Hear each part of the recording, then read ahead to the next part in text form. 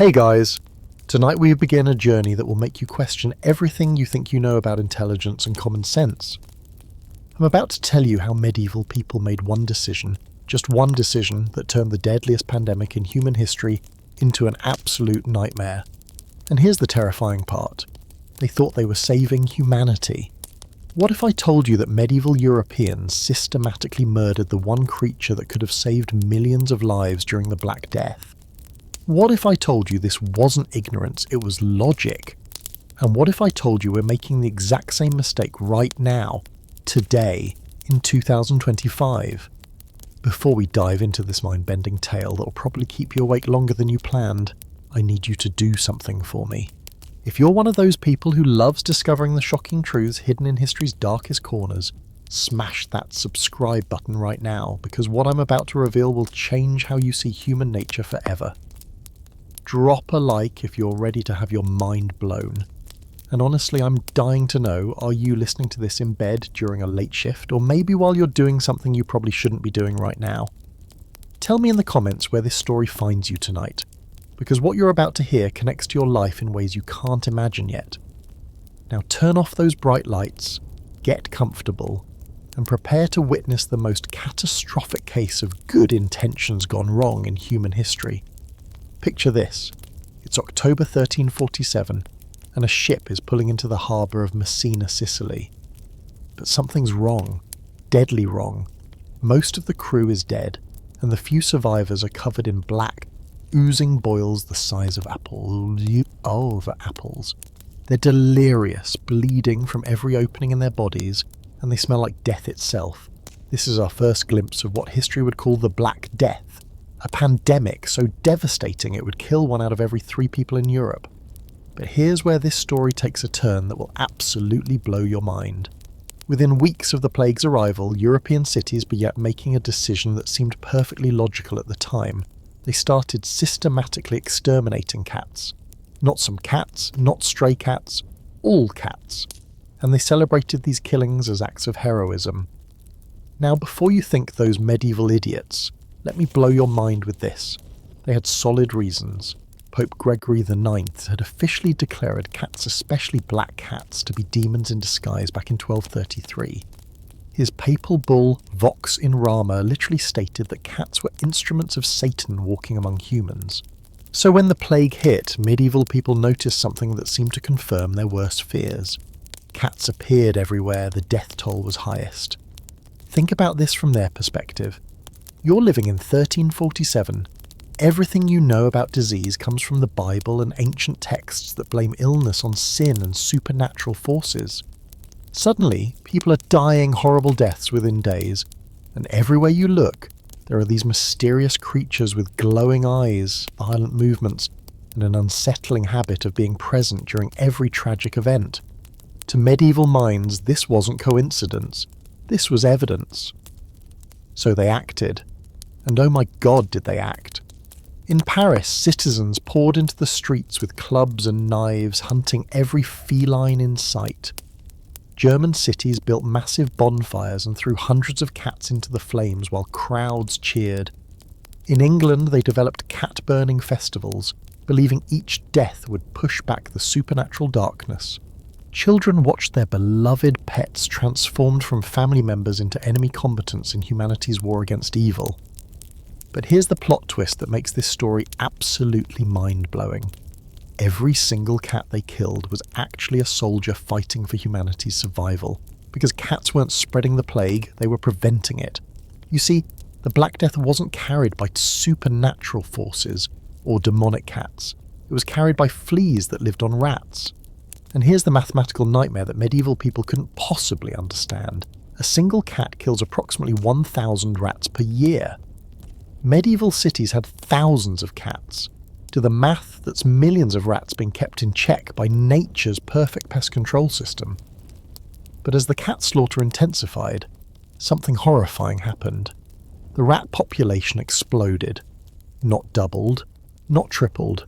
In some cities, according to Dr. David Herlihy's research in The Black Death and the Transformation of the West, rat populations increased by 500 to 700% within just months of mass cat killings. And with each new rat came thousands of hungry fleas. And with each flea came the possibility of spreading Yersinia pestis, the bacterial killer behind the Black Death. Medieval people, of course, interpreted this rat explosion as confirmation of their supernatural theory. See, we're killing Satan's cats, and now he's sending demon rats for revenge. This led to even more frantic cat killing, which led to even more rats, which led to even more plague deaths. They had created a feedback loop of superstition and suffering that would make the pandemic exponentially worse. But wait, it gets even more mind-blowing. Modern epidemiologists have run computer models based on medieval cat populations and rat breeding cycles. Dr. Olbendichter's research suggests that cities maintaining their cat populations saw plague mortality rates 10 to 15% lower than cities that engaged in mass cat slaughter. When you're talking about populations of hundreds of thousands, those percentages represent entire generations that could have survived. Think about this. Medieval Europe lost between 75 and 200 million people to the Black Death.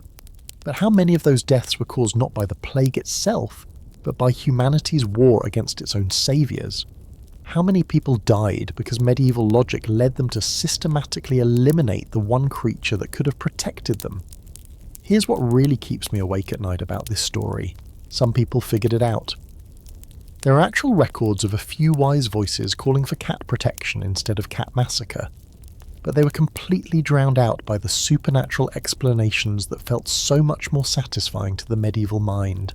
Fear and superstition always sound more convincing than boring old evidence. And here's the part that should terrify you. We're still doing this, right now, today. In 2005, when faced with complex problems, we still sometimes reach for the most emotionally satisfying explanation instead of the most logical one. We still sometimes attack the symptom instead of the cause. We still sometimes let fear override evidence. The cats of medieval Europe paid the ultimate price for a lesson humanity is still trying to learn. The most obvious enemy isn't always the real enemy. Sometimes the thing you're fighting is actually the thing trying to save you. But this is just the beginning of our journey through medieval superstitions that shaped our world. Because next we're diving into something that will make the cat massacres look like a rational response to crisis. We're entering the medieval courtroom, where your innocence wasn't determined by evidence or witnesses, but by whether you could survive being thrown into a river, walking across burning coals, or fighting to the death. Welcome to the world of trial by ordeal, where God himself was believed to be the ultimate judge, and his verdicts were written in fire, water, and blood. Now, if you think the cat massacres were medieval Europe's most shocking display of twisted logic, buckle up, because what I'm about to show you will make those mass killings look like a minor misunderstanding. Imagine being accused of a crime and having your innocence determined not by evidence, not by witnesses, but by whether you could survive being thrown into a freezing river. If you floated, you were guilty and would be executed.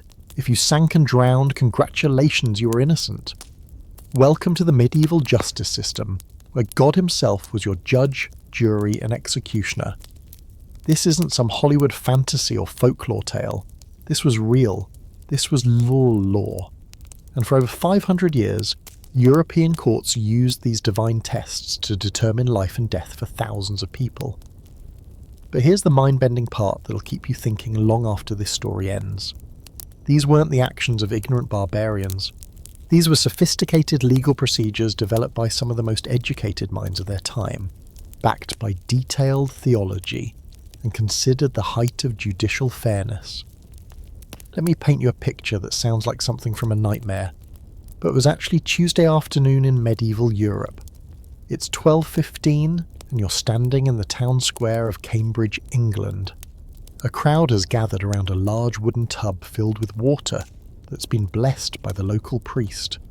The water has been ceremonially consecrated, making it pure and capable of revealing God's judgment. A woman named Margaret stands before the tub, accused of poisoning her neighbour's cattle. No one saw her do it. There's no physical evidence. But the cattle died after she had an argument with their owner. And in medieval logic, that's suspicious enough. Margaret will now undergo judicium aquae frigidae, trial by cold water. Here's how this divine justice system worked, and I'm reading directly from the Ordines Judiciorum Dei, compiled by the medieval legal scholars. Margaret's hands and feet are bound together. A rope is tied around her waist not to save her, but to pull her body out after God has rendered his verdict. She's then thrown into the blessed water while the entire community watches and prays.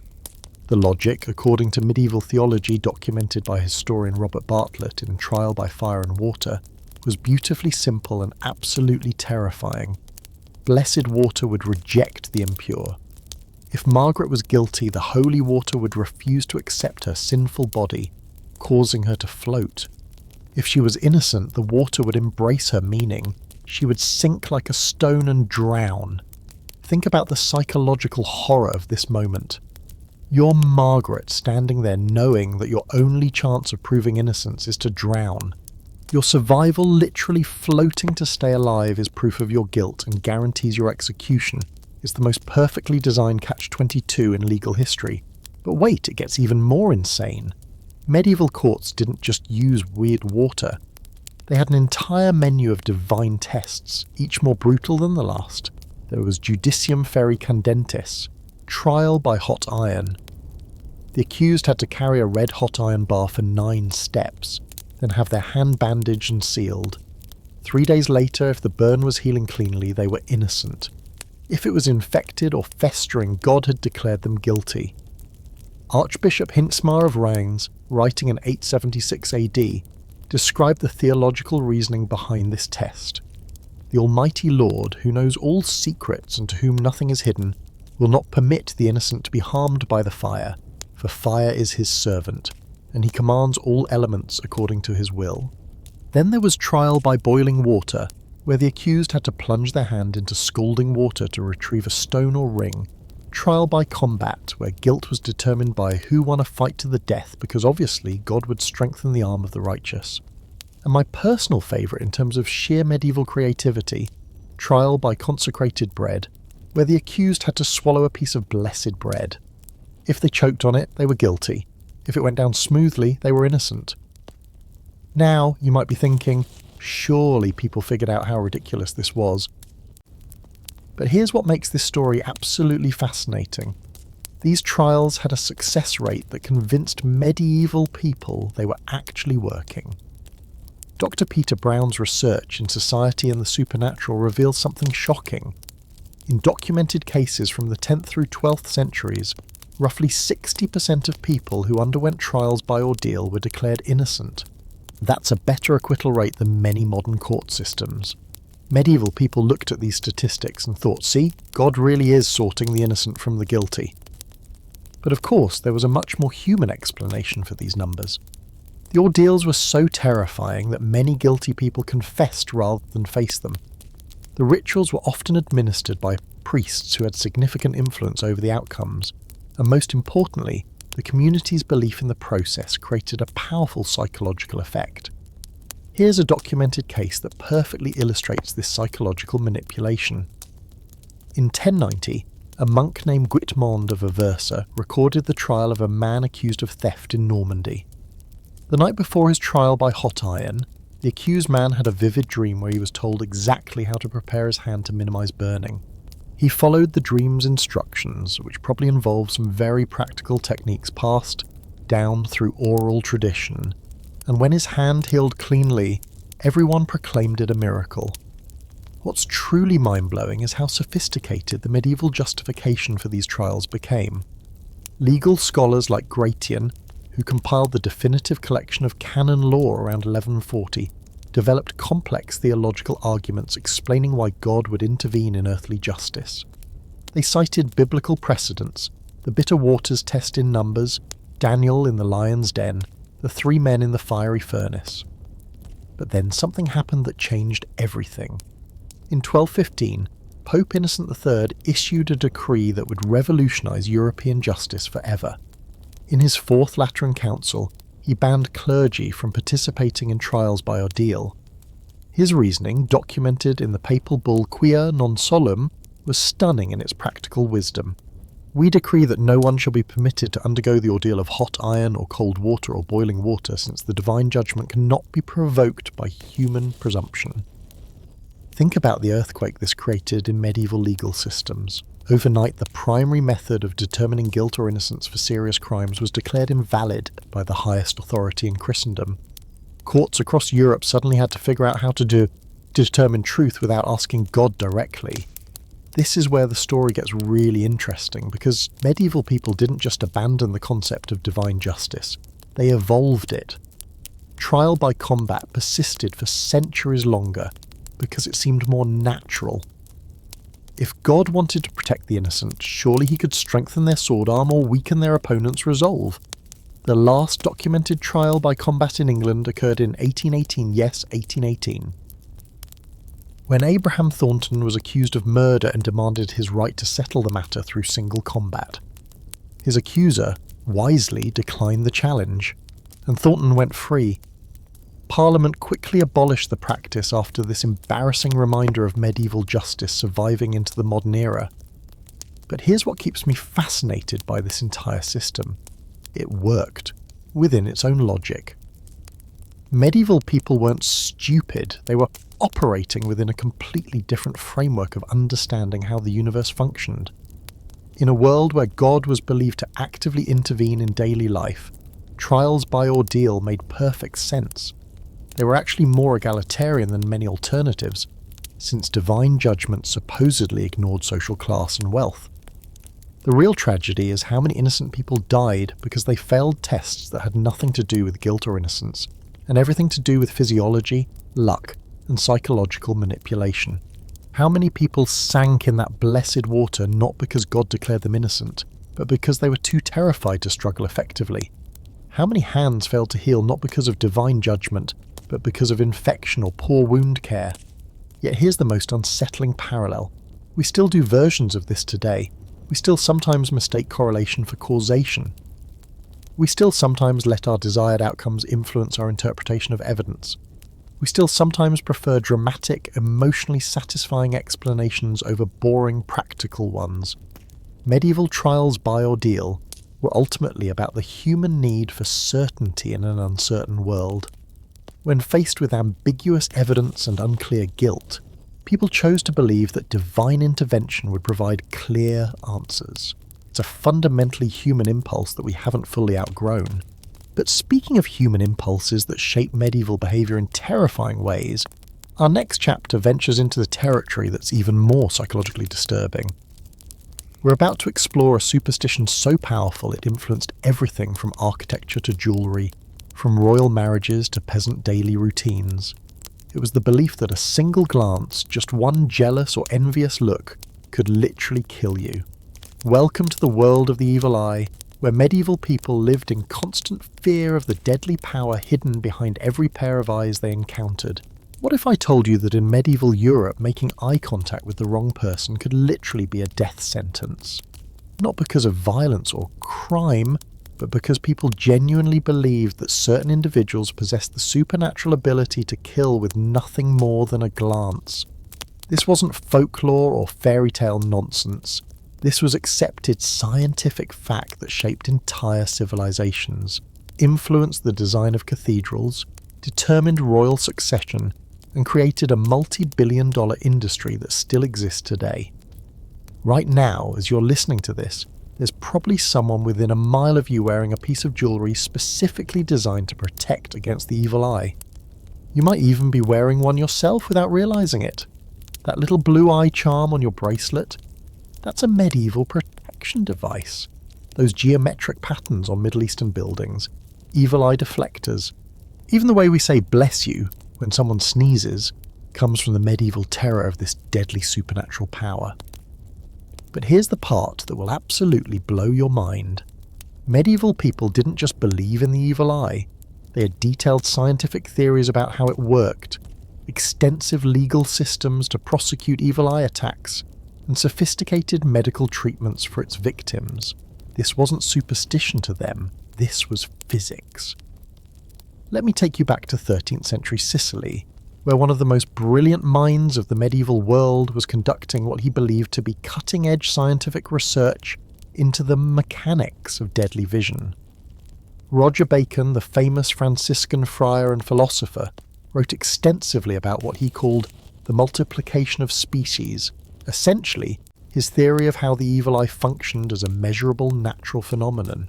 In his work Opus Majus, completed around 1267, Bacon explained that human eyes don't just receive light, they actively project what he called visual spirits.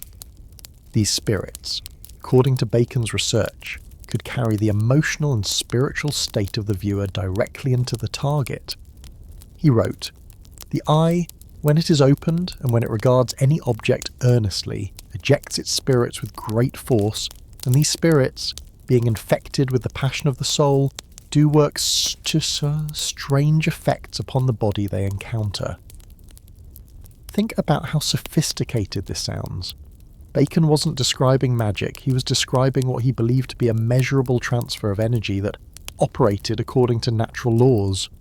Medieval scholars had developed an entire pseudoscientific framework to explain evil eye transmission, complete with mathematical calculations about effective range, optimal conditions, and defensive countermeasures.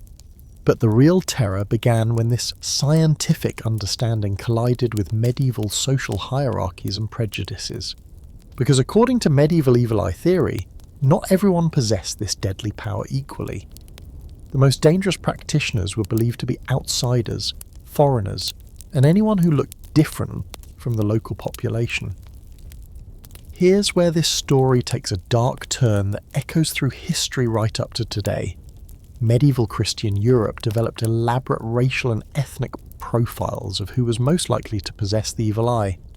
According to the Malleus Maleficarum, written by Heinrich Kramer in 1487, people with unusual eye colours, especially those with blue eyes in Mediterranean regions or dark eyes in Northern Europe, were considered natural evil eye carriers. But the most systematic persecution fell on Jewish and Roma communities. Medieval chronicles are filled with accounts of evil eye accusations against Jewish merchants, moneylenders, and physicians. The logic was twisted but consistent. These outsiders had access to foreign knowledge, exotic practices, and mysterious powers that clearly included supernatural sight. Giovanni Pico della Mirandola, writing in his Disputationes adversus Astrologiam Divinatricem around 1494, documented dozens of cases where Jewish physicians were accused of using evil eye attacks to harm their patients instead of healing them. He recorded one case from Florence where a Jewish doctor named Isaac ben Abraham was put on trial for allegedly killing 3 patients through malevolent visual contact during medical examinations. The paranoia became so intense that medieval courts developed specific legal procedures for prosecuting evil eye crimes. The Saxon Spiegel, a German legal code from around 1220, included detailed guidelines for identifying evil eye attacks and determining appropriate punishments. The evidence required was often as simple as unexplained illness occurring after contact with the suspected practitioner. But here's what makes this medieval obsession truly fascinating. People weren't just afraid of the evil eye, they were absolutely convinced it was real because they could see its effects everywhere. Medieval medical texts are filled with case studies of evil eye syndrome, complete with detailed symptom descriptions and treatment protocols. Dr. Avicenna, the famous Persian physician whose medical texts dominated European universities throughout the medieval period, described evil eye syndrome in his Canon of Medicine as including sudden weakening of the limbs, inexplicable fever, loss of appetite, disturbed sleep, and a peculiar pallor that cannot be attributed to any known malady. To medieval doctors, these symptoms were as real and measurable as a broken bone. And here's the psychological horror that made the evil eye so terrifying. The symptoms Avicenna described are exactly what we now recognise as severe anxiety, stress response, and psychosomatic illness. Medieval people were literally making themselves sick with fear of being cursed, then interpreting their anxiety symptoms as proof that the curse was working. The economic impact of evil eye paranoia was staggering. Medieval Europe developed entire industries dedicated to protection and prevention. Amulet making became one of the most lucrative crafts of the era. The famous Nazar eye charms that you still see today were originally manufactured in massive quantities in Byzantine workshops, then traded throughout Europe like medieval life insurance policies. But the real genius of the protection industry was how it fed on its own success. When someone wore an evil eye amulet and didn't get sick, that proved the amulet worked. When someone got sick despite wearing protection, that proved the attack was so powerful it overcame their defences. Clearly they needed stronger, more expensive protection.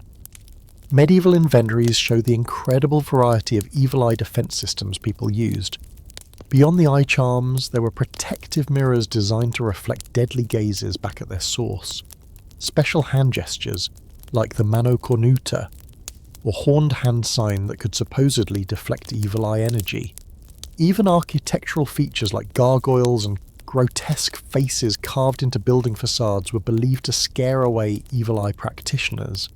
The famous Gothic cathedrals of medieval Europe weren't just designed for beauty and worship, they were spiritual fortresses, built to protect entire communities from supernatural attack. The intricate rose windows, the multiple eyes carved into stone facades, the maze-like interior layouts, all of these features serve a double duty as both religious symbolism and evil eye defence system. Notre Dame Cathedral in Paris, begun in 1163, includes over 3,000 carved faces and eyes throughout its structure. According to the medieval building records preserved in the cathedral archives, master builder Maurice de Sully specifically designed these features to create what he called a field of protective vision that no malevolent gaze could penetrate. But perhaps the most shocking aspect of medieval evil eye obsession was how it influenced royal politics and succession. European courts employed professional evil eye assessors whose job was to evaluate potential threats during diplomatic meetings, royal marriages, and succession ceremonies. The Chronicle of Matthew Paris documents a fascinating case from 1238, when Holy Roman Emperor Frederick II refused to meet with a delegation from the Mongol Empire because his court astrologer had identified 3 members of the Mongol party as carriers of the deadly sight. The meeting was delayed for months, while special protective protocols were developed, including the use of polished metal screens and strategically placed mirrors to prevent direct eye contact. Even more incredible, medieval royal marriages often included formal evil eye protection clauses in their treaties. When Edward I, Third of England, married Eleanor of Castile in 1254, the marriage contract specifically required both parties to undergo protective rituals and carry blessed amulets during all public appearances together. The psychological impact on medieval daily life was profound. People developed elaborate social protocols to minimize evil eye exposure. Making direct eye contact with strangers became socially taboo in many regions. Medieval etiquette manuals include detailed instructions on proper defensive gazing techniques for various social situations. But here's the truly mind-bending part. Some of the protective behaviours medieval people developed actually worked, not because they stopped supernatural attacks, but because they reduced stress, encouraged social cooperation, and created community support systems that improved both physical and mental health. Medieval people who followed evil eye protection protocols wearing amulets, participating in community blessing rituals, maintaining specific social boundaries, often did experience better health outcomes.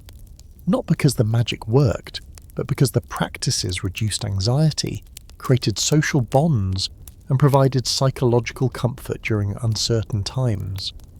This is the ultimate irony of the evil eye obsession. In trying to protect themselves from an imaginary supernatural threat, medieval people accidentally created real social and psychological benefits that improved their actual well-being. And those benefits help explain why evil eye beliefs didn't fade away with medieval superstition. They evolved and persisted. Today, over 40% of the world's population still holds some form of belief in the evil eye, according to cross-cultural studies by anthropologist John Roberts, published in the Journal of Cross-Cultural Research. You can see the direct line from medieval evil eye paranoia to modern anxiety about social media, online harassment, and digital surveillance. The core fear remains the same, that hostile attention from strangers can somehow harm us from a distance. We've just updated the delivery method from supernatural sight to Wi-Fi signals, but our journey through medieval superstition is about to take us into even stranger territory. Because while medieval people were terrified of deadly glances from living humans, they were absolutely obsessed with collecting and venerating pieces of dead bodies. Coming up, we'll explore the medieval world's most lucrative industry. An economy built entirely on trading fragments of saints' bones, holy blood, and sacred body parts that could supposedly perform miracles. Get ready to discover how medieval Europe became the world's first organised market in supernatural real estate, where a single tooth could be worth more than a castle. Here's something that will make your jaw drop. Medieval churches claimed to possess enough pieces of Jesus' cross to build an entire navy fleet, multiple complete sets of the 12 apostles' bones, and at least 18 different heads of John the Baptist. And people didn't just believe these claims, they paid fortunes for the privilege of touching these sacred body parts. Welcome to medieval Europe's most profitable industry, the relic trade, where a single finger bone could buy you a castle, and the promise of eternal salvation came with a very earthly price tag. I'm talking about a business that generated more wealth than the spice trade, sparked more wars than territorial disputes, and created the world's first international tourism industry. This wasn't some small-scale scam, this was organised supernatural commerce on a scale that would make modern mega-corporations jealous. And the most mind-blowing part? The entire system was built on what everyone knew were mostly fakes, but nobody wanted to admit it. Let me take you inside the most successful con game in human history, where dead saints were more valuable than living kings, and where medieval people willingly suspended their disbelief because the alternative was too terrifying to consider. Picture Canterbury Cathedral in 1170, just after the murder of Archbishop Thomas Becket. Within days of his death, something extraordinary happened. Pilgrims began reporting miraculous healings just from touching the spot where Becket's blood had spilled. Word spread like wildfire across Europe, and suddenly Canterbury found itself sitting on a supernatural gold mine. But here's where medieval business genius kicked in. The monks of Canterbury didn't just leave Becket's blood on the floor, they carefully collected it, mixed it with water, and began selling it in small vials to pilgrims. According to the detailed financial records preserved in the Canterbury Cathedral archives, within just 5 years of Becket's death, these holy blood sales were generating the equivalent of over $2 million annually in today's currency. The success of Canterbury's blood business created what historian Patrick Geary calls in his book Furta Sacra, the medieval world's first major economic boom based entirely on supernatural commodities. Churches across Europe realised they were sitting on potential gold mines, if only they could acquire some miracle-working relics of their own. And that's when things got really interesting, because medieval Europe developed what was essentially the world's first organised crime syndicate dedicated to stealing dead bodies.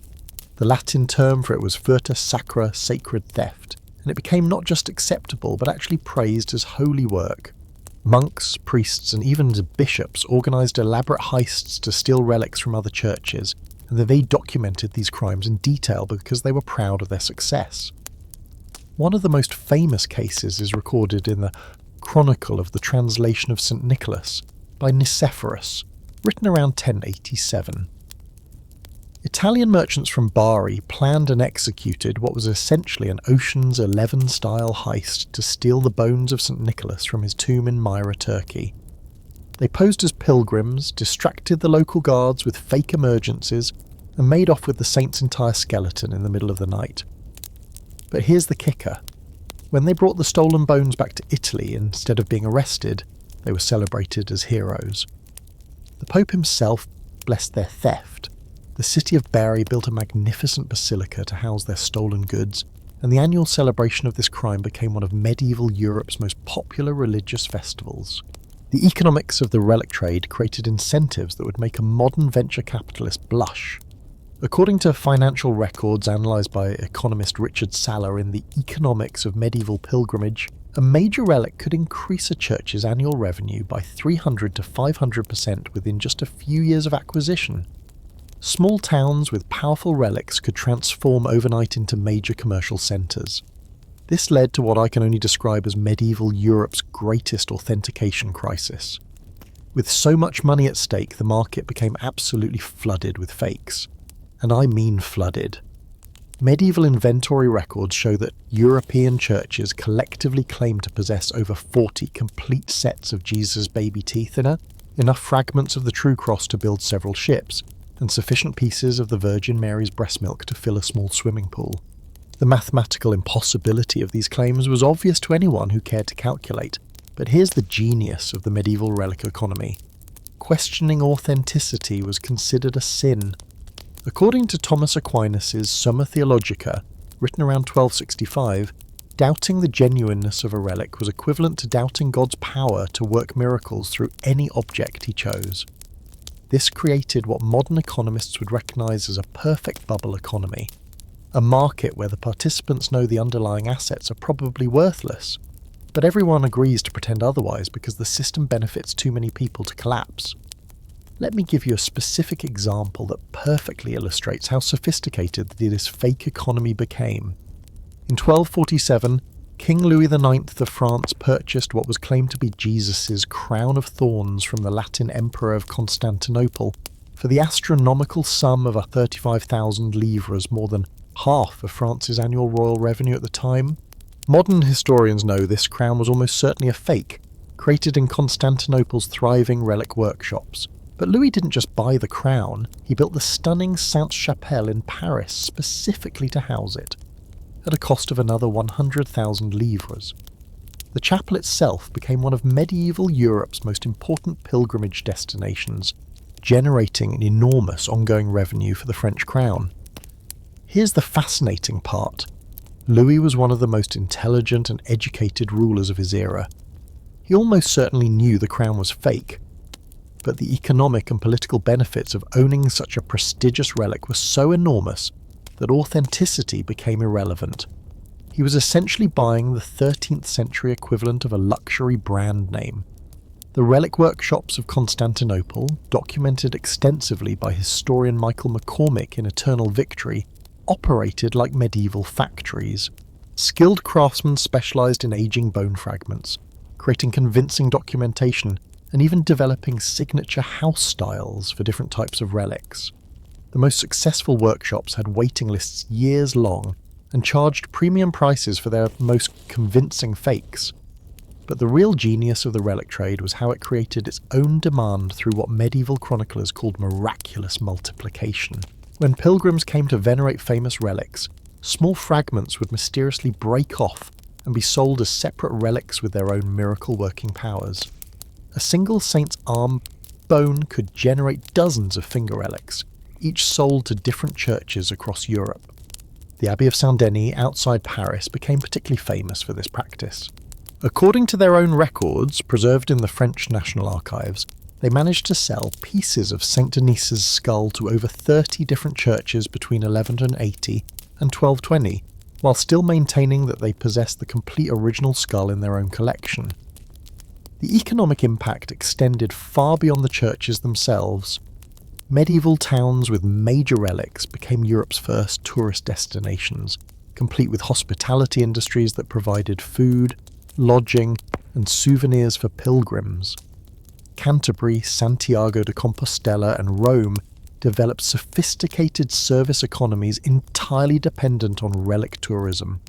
Historian Jonathan Sumption's research in Pilgrimage, an Image of Medieval Religion, shows that major pilgrimage sites employed thousands of people in related industries: innkeepers, food vendors, souvenir makers, tour guides, and even specialised relic authenticators who provided official documentation of supernatural encounters. The psychological manipulation involved was incredibly sophisticated. Medieval pilgrimage sites used what we'd now recognise as advanced marketing techniques to enhance the relic experience. They controlled lighting to create dramatic effects, used strategic architecture to build anticipation, and employed trained personnel to guide pilgrims through carefully choreographed emotional journeys. The famous Golden Legend, compiled by Jacobus de Voragine around 1260, functioned essentially as medieval marketing material, elaborate backstories for various saints designed to increase the emotional investment pilgrims felt when encountering their relics.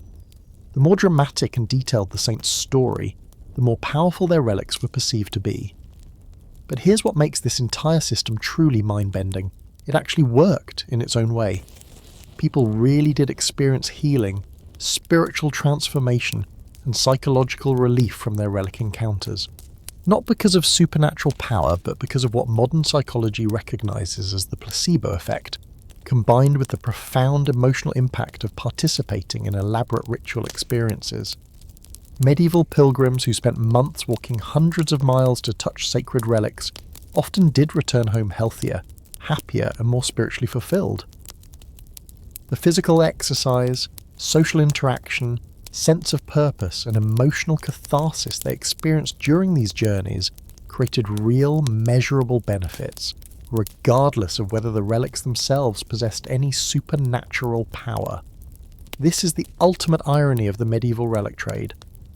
In trying to sell supernatural solutions to earthly problems, medieval entrepreneurs accidentally created one of history's most effective systems for delivering real psychological and social benefits to large populations.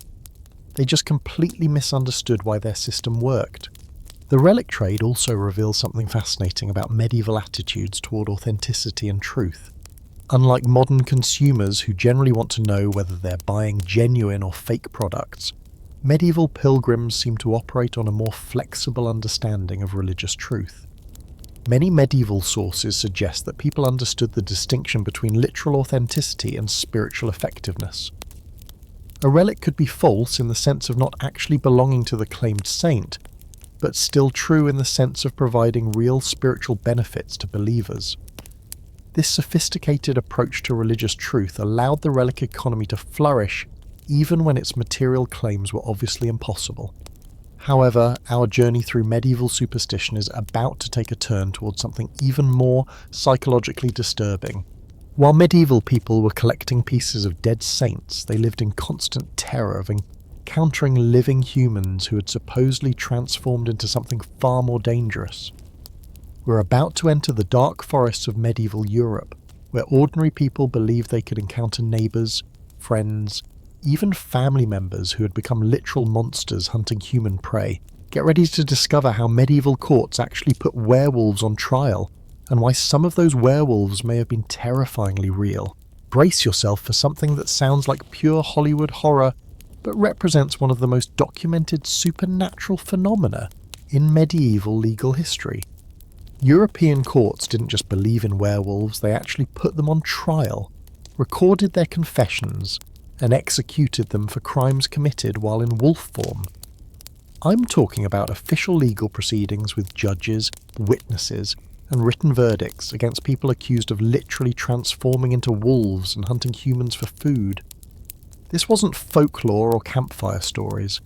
These were formal criminal trials documented in court records that still exist today. And here's the part that will absolutely haunt you. Some of these werewolves may have been real, not supernatural shapeshifters, but human beings suffering from medical conditions so terrifying that medieval people had no choice but to interpret them as demonic transformation. Between 1520 and 1630, European courts documented over 30,000 werewolf trials across France, Germany, Estonia, and other regions. 30,000. That's not a handful of isolated incidents. That's a systematic legal response to what medieval authorities considered an ongoing public health crisis involving supernatural predators. Let me take you inside one of the most detailed werewolf trials in recorded history. A case that reveals just how seriously medieval justice systems treated lycanthropy accusations. In 1589, a German farmer named Peter Stubber was brought before the Imperial Court of Bedburg on charges of werewolfism, cannibalism and murder, spanning over 25 years. The court records, preserved in the Damhoder Criminal Procedures Archive, describe testimony from dozens of witnesses who claim to have seen Stubber transform from human to wolf form. But here's what makes this case absolutely mind-bending. The evidence presented wasn't just eyewitness accounts, it included physical evidence that the court considered conclusive proof of supernatural transformation.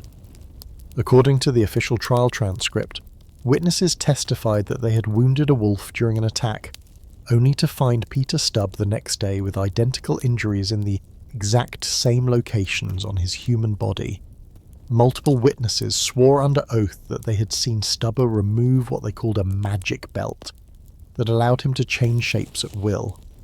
The court's final verdict, recorded by clerk Johann Fischart, concluded that Stubber had, by the devil's procurement and for the space of 25 years past, had in the likeness of a wolf grievously tormented, killed and devoured, as well men, women as children, and that greedily. He was sentenced to death by torture, with specific procedures designed to prevent his supernatural powers from allowing escape. But here's where this story takes a turn that's both tragic and scientifically fascinating. Modern medical analysis of medieval werewolf trial records reveals patterns that suggest many accused lycanthropes were actually suffering from real medical conditions that medieval people couldn't possibly understand. Dr. Ian Woodward's comprehensive study, The Werewolf Delusion, published in 1979, analysed over 200 documented werewolf cases and found that roughly 60% of the accused displayed symptoms consistent with what we now recognise as clinical lycanthropy, a rare psychiatric condition where patients genuinely believe they have transformed into animals. But even more intriguingly, about 25% of documented werewolf cases involved individuals with hypertrichosis, a genetic condition causing excessive hair growth all over the body. Medieval people encountering someone with severe hypertrichosis, especially if that person also suffered from mental illness or social isolation, would have had no framework for understanding the condition except supernatural transformation. The most famous case that perfectly illustrates this medical explanation is the trial of the Werewolf of Ansbach in 1685. Court records describe a creature that terrorised the German countryside for months, killing livestock and attacking humans. When finally captured and killed, the werewolf was revealed to be a man with extreme hypertrichosis, whose hair covered his entire face and body. But the medical explanations go even deeper. Medieval werewolf accounts often describe symptoms that match what we now know as rabies infection in humans. Dr. Juan Gomez Alonso's research, published in Neurology Journal in 1998, demonstrates remarkable parallels between medieval werewolf descriptions and documented cases of human rabies. Think about the symptoms: aggression, hydrophobia, fear of water, hypersensitivity to light and sound, and most tellingly, the urge to bite others. Medieval accounts consistently describe werewolves as having an uncontrollable compulsion to bite and attack, showing extreme sensitivity to bright lights, and displaying terror when confronted with running water, all classic signs of advanced rabies infection. The Beast of Gévaudan case from 1764 to 1767 provides the most detailed documentation of what was almost certainly a rabies outbreak that medieval people interpreted as werewolf activity.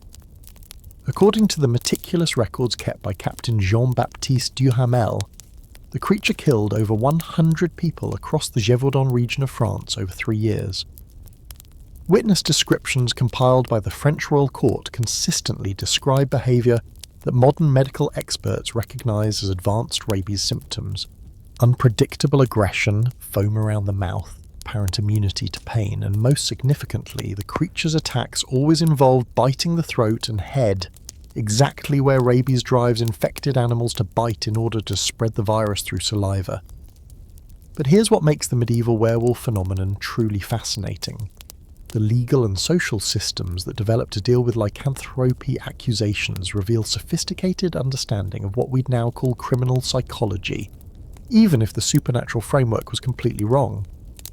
Medieval werewolf laws documented in the Constitutio Criminalis Carolina of 1532 included detailed procedures for identifying lycanthropes, questioning witnesses, and determining the difference between voluntary and involuntary transformation. These legal frameworks recognised that not all accused werewolves were equally culpable. Some were considered victims of demonic possession, while others were thought to have voluntarily entered into pacts with supernatural forces.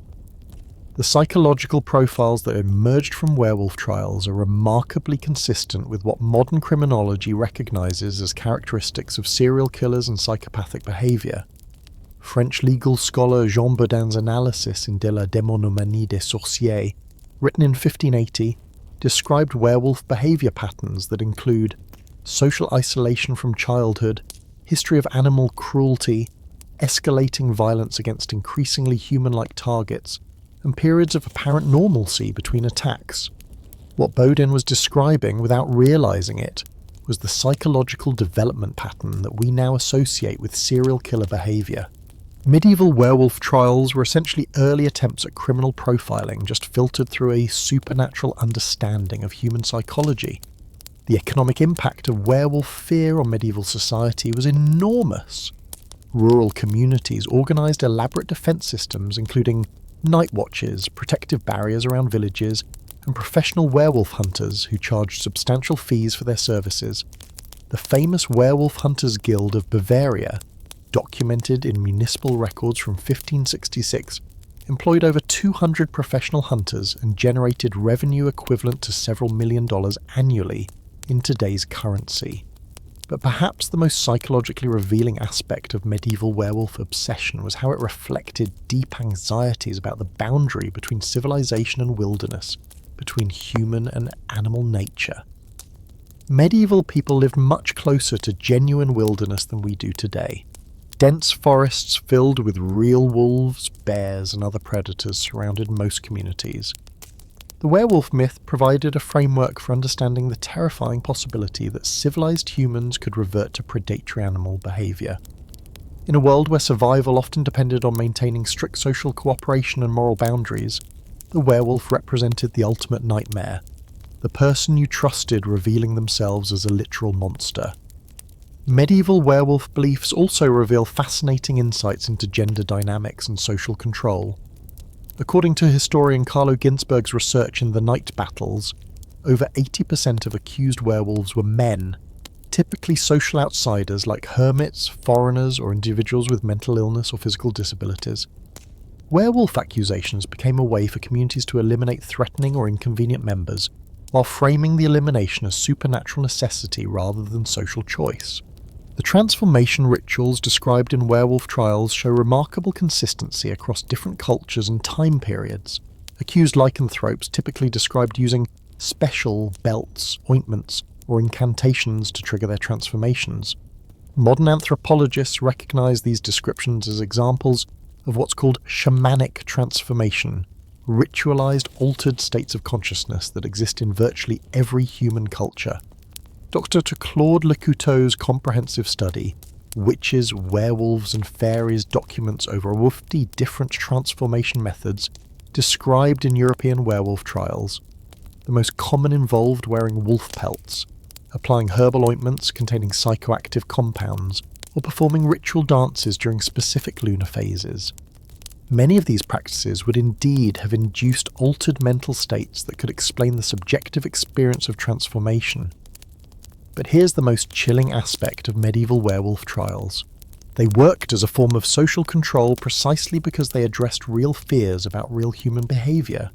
Even if supernatural transformation was impossible, the underlying terror of human violence, unpredictable aggression, and social breakdown was completely justified.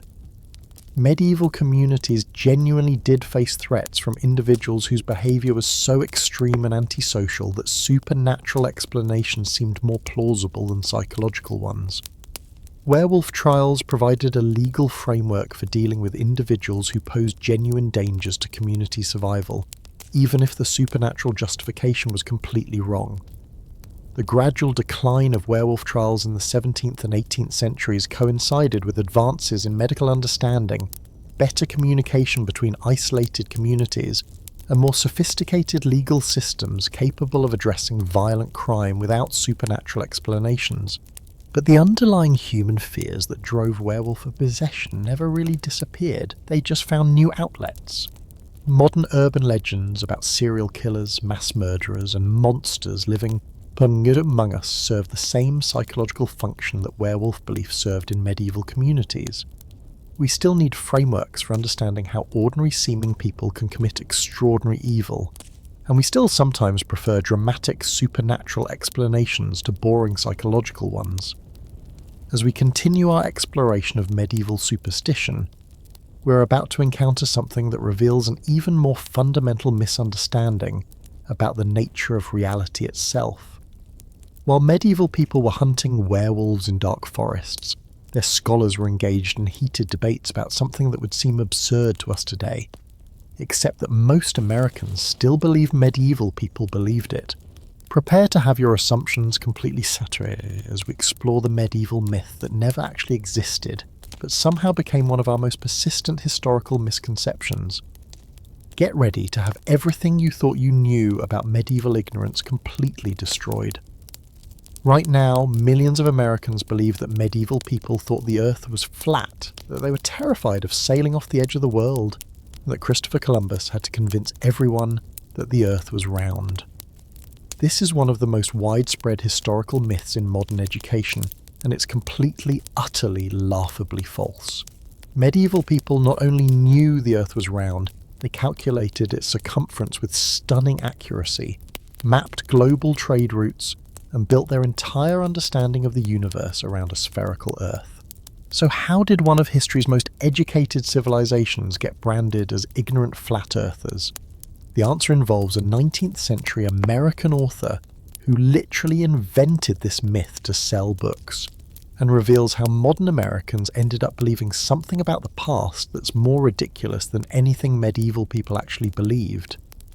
Let me tell you a story that will completely flip your understanding of medieval intelligence. In 1310, over a century before Columbus was even born, a French scholar named Nicole Oresme wrote a treatise called Le Livre du Ciel et du Monde, where he not only confirmed that the Earth was spherical, but actually proposed that it might be rotating on its axis. This wasn't controversial or revolutionary thinking, it was standard medieval science, building on knowledge that had been accepted for over 1,000 years. But here's where the plot twist gets absolutely mind-blowing. Medieval scholars didn't just know the Earth was round, they knew how big it was. Around 825 AD, Islamic mathematician Al-Khwarizmi calculated the Earth's circumference as 24/8 of 3 miles. The actual circumference is 24/901 miles. He was off by less than 70 miles, an accuracy rate of 99.7%. Medieval European scholars had access to these calculations through translations of Arabic texts, and they used this knowledge for everything from navigation to architecture. The famous medieval scholar Albertus Magnus, writing around 1250 in his work De Mineralibus, described the Earth as a sphere whose centre coincides with the centre of the world. He went on to explain tides, seasonal changes, and climate variations, all based on a spherical Earth model. This wasn't hidden knowledge or controversial theory, this was basic medieval education. So where did the flat Earth myth come from? Buckle up, because this is where the story gets really interesting. In 1828, an American author named Washington Irving published a biography of Christopher Columbus called A History of the Life and Voyages of Christopher Columbus. Irving was primarily a fiction writer. He's the guy who wrote Rip Van Winkle and The Legend of Sleepy Hollow, and he approached historical biography the same way he approached fantasy stories.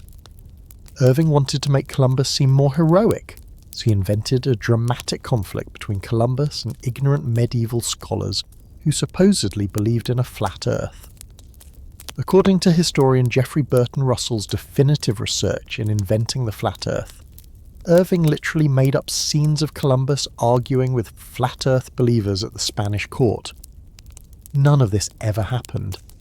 Irving created it entirely from his imagination to make his book more exciting. But here's the truly insane part.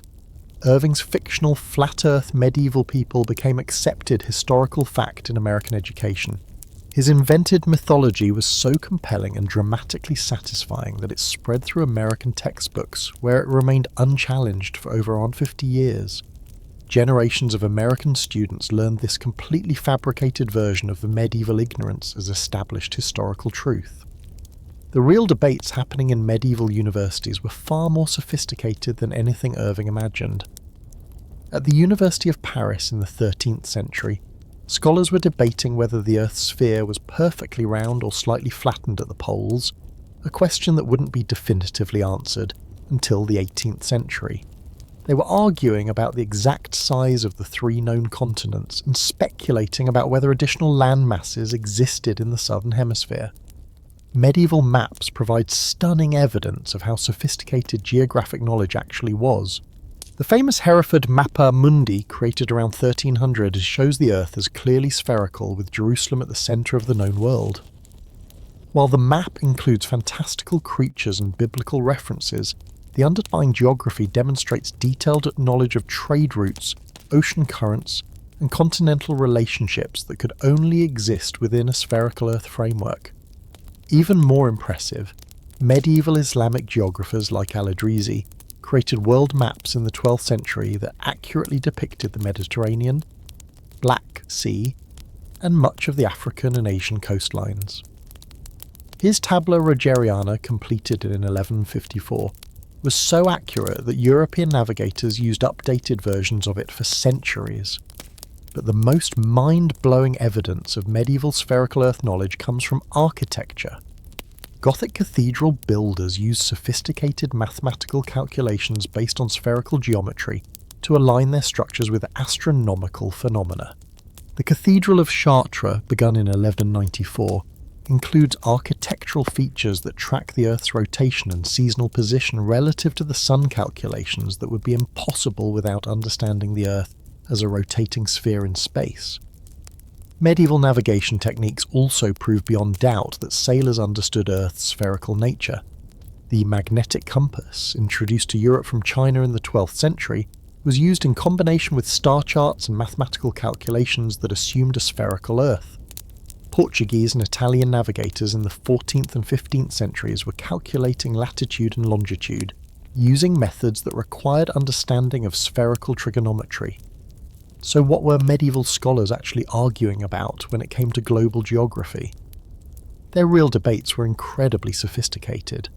They disagreed about the size of the ocean between Europe and Asia, which turned out to be crucial for Columbus's voyage planning. They debated whether the southern hemisphere contained habitable lands or was too hot for human survival. They argued about whether the Earth was perfectly centered in the universe or slightly off-axis. Columbus's real innovation wasn't convincing people that the Earth was round, it was his miscalculation of its size. Columbus relied on incorrect estimates by the ancient geographer Ptolemy and ignored the more accurate medieval Islamic calculations. He thought the Earth was about 25% smaller than it actually is, which is why he believed he could reach Asia by sailing west from Europe. Medieval scholars knew Columbus was wrong about the distance. According to the detailed records of the full Spanish Royal Commission preserved in the Archive of the Indies, the scholars who initially rejected Columbus's plan did so because they correctly calculated that the ocean between Europe and Asia was too vast to cross with 15th century ships. They weren't ignorant flat earthers, they were better mathematicians than Columbus. The Commission's report, written by Cardinal Pedro González de Mendoza in 1486, specifically states that while Columbus's plan to reach Asia by sailing west was theoretically sound given the spherical nature of the Earth, the practical challenges of such a long ocean voyage made the plan imprudent and likely to result in the loss of ships and lives. These medieval scholars were absolutely right. If the Americas hadn't existed exactly where Columbus found them, his expedition would have run out of food and water long before reaching Asia, and everyone aboard would have died. Columbus succeeded not because he was smarter than medieval scholars, but because he got incredibly lucky. The persistence of the flat Earth myth in American education reveals something fascinating about how historical narratives get constructed and maintained. Irving's fictional version of medieval ignorance served important psychological functions in 19th century American culture. It made Americans feel superior to their European ancestors, supported ideas about American exceptionalism and progress, and provided a simple story about the triumph of science over superstition. But the myth also reveals a troubling pattern in how Americans understand the relationship between education and intelligence. By portraying medieval people as ignorant flat earthers, The myth implies that formal education always leads to greater knowledge, and that past civilizations were necessarily more ignorant than current ones. This fundamentally misunderstands how human intelligence and knowledge actually work. Medieval scholars had access to sophisticated mathematical, astronomical, and geographical knowledge developed over centuries by Greek, Roman, Islamic, and Christian thinkers. In many areas, particularly mathematics, medicine, and engineering, medieval knowledge was more advanced than what the average modern American learns in school. The real medieval debates about Earth's nature were far more interesting than Irving's invented flat Earth controversy. Medieval scholars argued about whether the Earth was eternal or created, whether it was unique in the universe or one of many worlds, and whether its spherical nature proved divine geometric perfection or simply followed natural physical laws. These debates, documented in works like Thomas Aquinas' Summa Theologica and Duns Scotus' Ordinatio, engaged with sophisticated philosophical questions about the relationship between observed reality and divine creation that modern scientists and philosophers still grapple with today. The flat Earth myth also obscures the incredible international nature of medieval scholarship. The spherical Earth knowledge that European scholars use came from Greek mathematicians, Islamic geographers, Indian astronomers, and Chinese navigators. Medieval universities were centres of international learning where scholars from different cultures shared and debated ideas about the natural world. Here's something that might blow your mind. Medieval people knew things about the Earth that Columbus didn't, and some things that weren't rediscovered by Europeans until centuries later. They knew about magnetic declination, the difference between magnetic north and true north. They understood that the Earth's axis was tilted, causing seasons. They even had theories about continental drift, based on observations of similar fossils found on different continents. The persistence of flat Earth mythology in modern education is particularly ironic given the current rise of actual flat Earth believers. While medieval people never believed the Earth was flat, some modern Americans, despite having access to satellite imagery, space travel, and GPS technology, have somehow convinced themselves to believe exactly the myth that we falsely attributed to medieval ignorance. This brings us to a profound realization about the relationship between knowledge and superstition. Medieval people, despite lacking modern technology, maintained more accurate understanding of Earth's basic shape and size than many modern conspiracy theorists. They achieved this through careful observation, mathematical calculation, and respect for accumulated wisdom, exactly the opposite of the ignorant superstition they're usually accused of. But as we delve deeper into medieval intellectual achievements, we're about to encounter something that perfectly embodies the complex relationship between genuine scientific insight and magical thinking. Medieval scholars didn't just understand the Earth's spherical nature, they believed they could transform one element into another, achieve immortality, and unlock the fundamental secrets of creation itself. Our next chapter explores the fascinating world of alchemy, where brilliant minds pursued impossible goals using surprisingly sophisticated methods, accidentally creating the foundations of modern chemistry while searching for literal magic. Picture this. Medieval alchemists accidentally invented gunpowder while trying to create immortality pills, discovered new metals while searching for ways to turn lead into gold, and laid the foundation for modern chemistry while attempting to communicate with angels. Welcome to the most brilliantly misguided scientific endeavour in human history, a pursuit that combined genuine genius with complete magical thinking, and somehow managed to revolutionise human knowledge while chasing goals that were utterly impossible. For over 1,000 years, the brightest minds in medieval Europe, the Islamic world and Asia dedicated their lives to what they called the Great Work, the quest to unlock the fundamental secrets of creation itself. They believed they could achieve three impossible things: transmute base metals into gold, create the elixir of life for immortality, and discover the universal solvent that could dissolve anything. They failed spectacularly at all three goals, but their failures accidentally created the scientific method, pharmaceutical medicine, and industrial chemistry. Here's what makes medieval alchemy absolutely fascinating. These weren't delusional madmen working in isolation. These were the most educated, methodical, and scientifically rigorous thinkers of their time. including some names you definitely recognise. Roger Bacon, the famous medieval philosopher, spent decades developing alchemical theories that he documented in works like Opus Majus and Opus Minus. Albertus Magnus, one of medieval Europe's greatest scholars, wrote extensively about alchemical processes in his Book of Minerals, completed around 1250.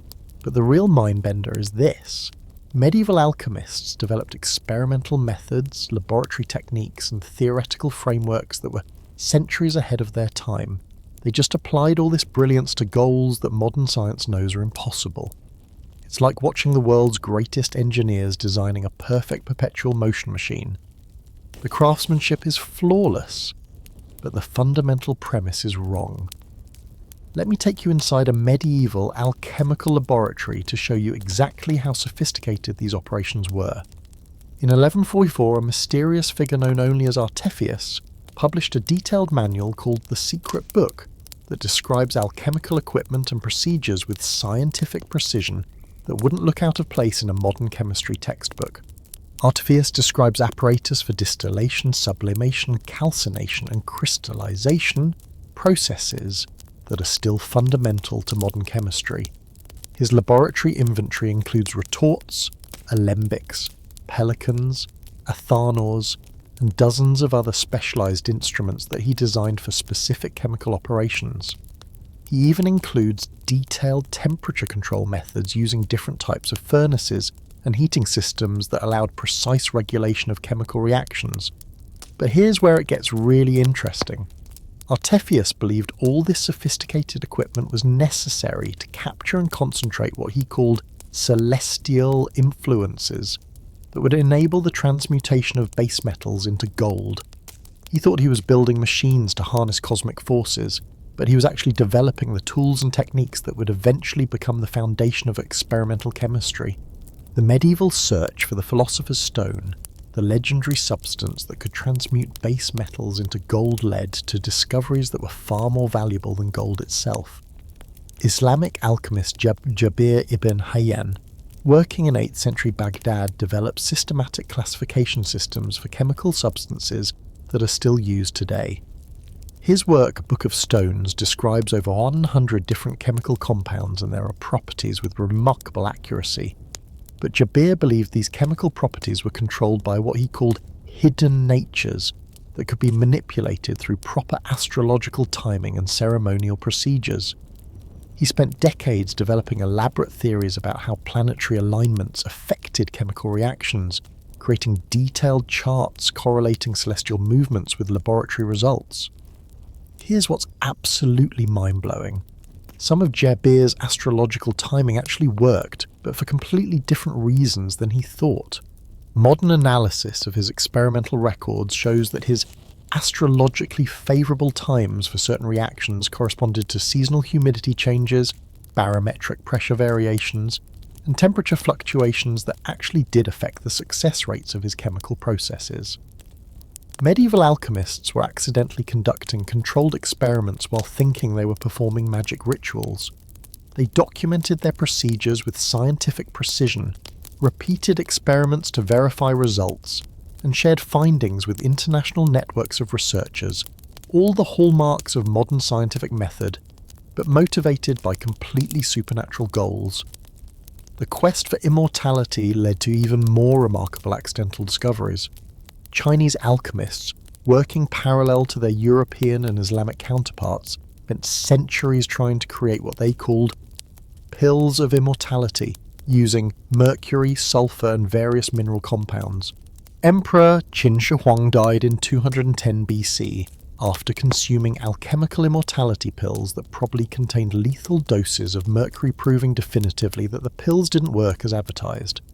But the Chinese alchemical research into mercury compounds led to the discovery of cinnabar processing, advanced metallurgy techniques, and the world's first documented creation of gunpowder. According to Joseph Needham's comprehensive research in Science and Civilization in China, Taoist alchemists accidentally invented gunpowder around 850 AD while trying to create explosive elixirs that would grant supernatural powers. The irony is perfect. While searching for the secret of eternal life, Chinese alchemists created one of history's most deadly weapons. Their detailed experimental records show they were trying to combine sulfur, saltpeter and charcoal in proportions that would capture the essence of thunder for their immortality formulas. Instead, they captured the essence of warfare. European alchemists made equally significant accidental discoveries. Paracelsus, the famous 16th century physician and alchemist, revolutionized medical treatment while pursuing alchemical theories about the relationship between cosmic forces and human health. His work, Opus Paramerum, written around 1530, describes chemical compounds that are still used in modern medicine. But Paracelsus believed these medical compounds worked by balancing what he called the three philosophical principles: sulfur, representing combustibility, mercury representing volatility, and salt representing stability. He thought illness was caused by imbalances between these cosmic principles, and that proper alchemical preparation could restore harmony between a patient's body and celestial influences. Modern analysis of Paracelsus's medical compounds shows that many of his treatments were actually effective, but for straightforward biochemical reasons rather than cosmic harmony.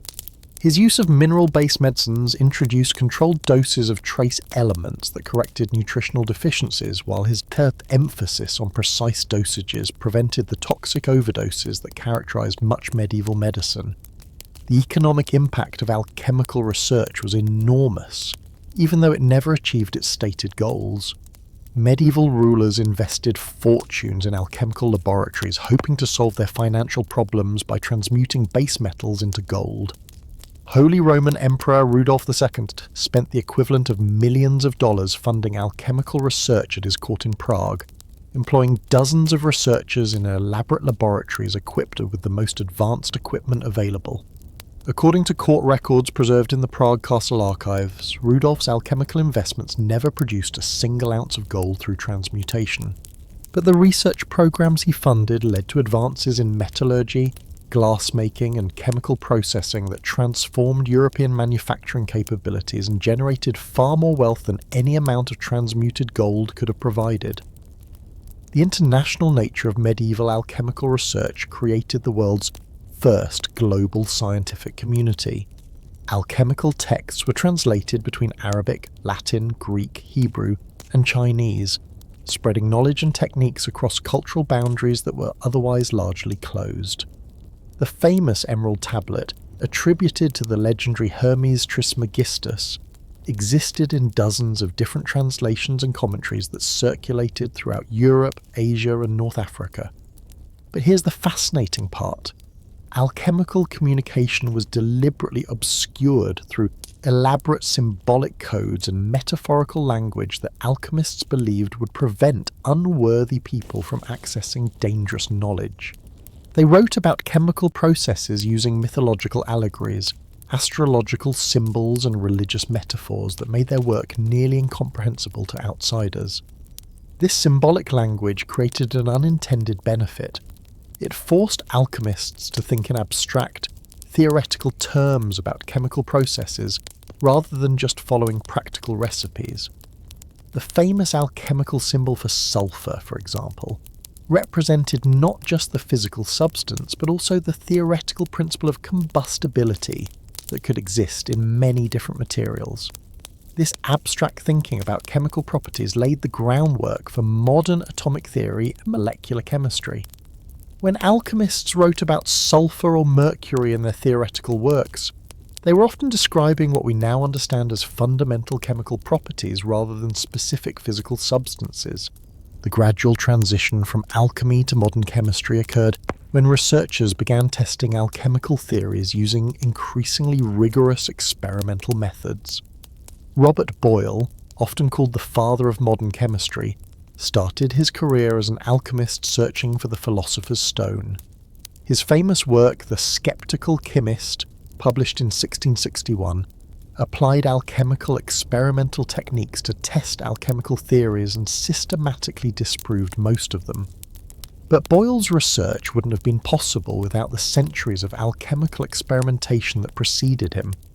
The laboratory equipment, experimental procedures, and theoretical frameworks that alchemists developed while pursuing impossible goals provided at the foundation for the scientific breakthroughs that finally replaced alchemical thinking.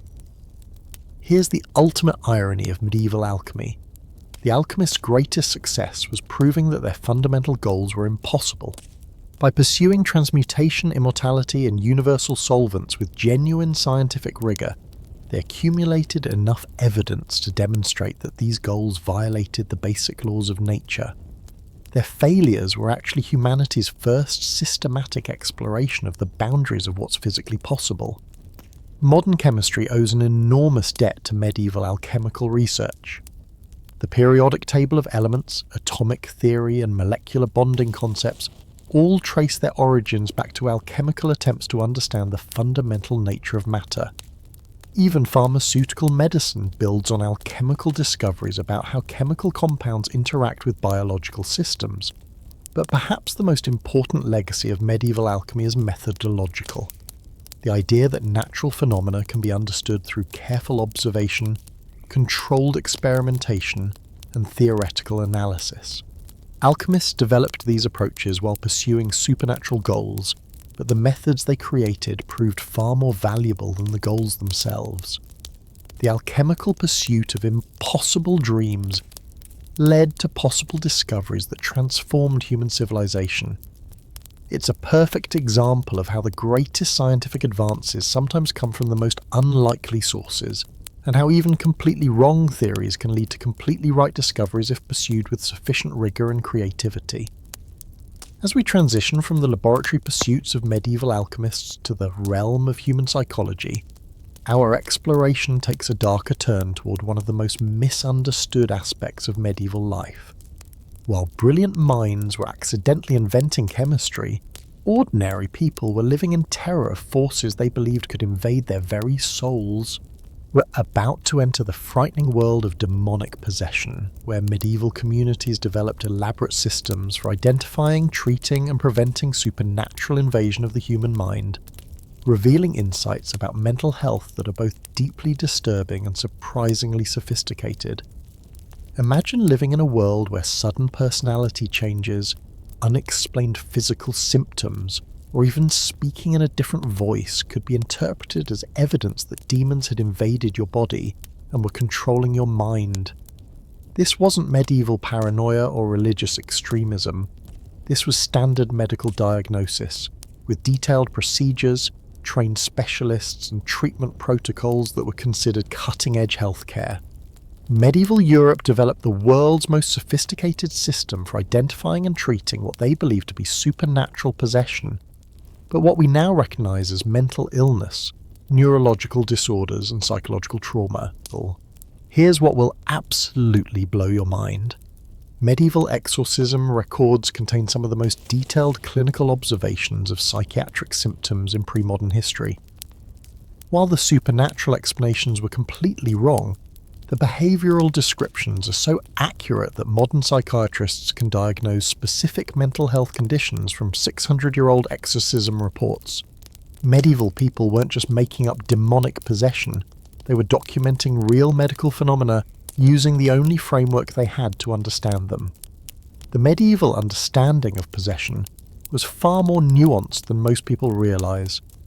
According to Thomas Aquinas' comprehensive analysis in Summa Theologica, written around 1265, church scholars recognise multiple types of supernatural influence, ranging from temporary demonic suggestion to complete possession where demons allegedly controlled the victim's body and soul.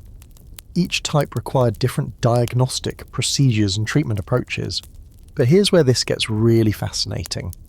Medieval possession diagnosis included detailed checklists of symptoms that read like modern psychiatric evaluation criteria.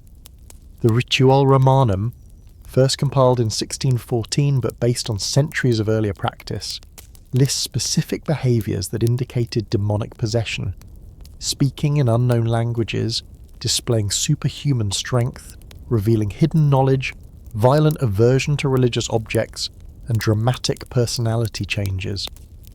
Let me take you inside one of the most thoroughly documented possession cases in medieval history, a case that perfectly illustrates both the sophistication and the tragic misunderstanding of medieval mental health treatment.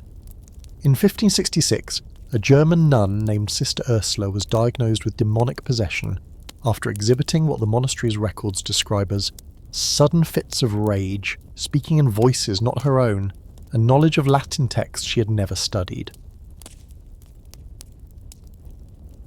The monastery's physician, Dr. Johann Weyer, documented Sister Ursula's condition with remarkable clinical detail. According to his journal, preserved in the Munich State Library, she displayed what he called alternating periods of melancholia and mania, accompanied by auditory hallucinations and episodes of amnesia, where she claimed no memory of her actions during fits. Dr. Weyer was describing with stunning accuracy what modern psychiatrists would recognise as bipolar disorder with psychotic features. But in 1566, the only medical framework available to explain these symptoms was supernatural possession. The tragedy is that Weyer's clinical observations were absolutely correct. His interpretation was simply limited by the medical knowledge of his time. The exorcism procedures that followed were both psychologically devastating and, in some ways, accidentally therapeutic. Medieval exorcism involved extended periods of prayer, fasting, social isolation, and intense psychological pressure designed to force the demon to reveal itself and depart. These procedures often lasted for weeks or months, with detailed records kept of every symptom and behavioural change.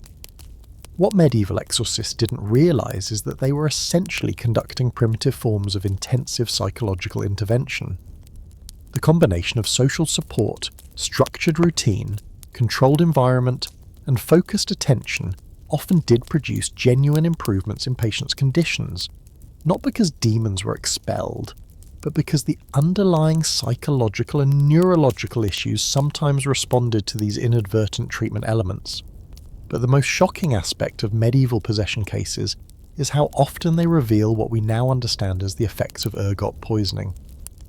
Ergot is a fungus that grows on rye grain and produces compounds chemically similar to LSD. When medieval people consumed bread made from ergot-contaminated grain, they experienced hallucinations, convulsions, and altered mental states that perfectly matched contemporary descriptions of demonic possession. The famous Salem witch trials of 1692, though technically post-medieval, provide the most documented example of mass ergot poisoning, being interpreted as supernatural possession. According to historian Mary Kilbourne-Matossian's research in Poisons of the Past, the behavioural symptoms described in Salem match ergot alkaloid poisoning with remarkable precision.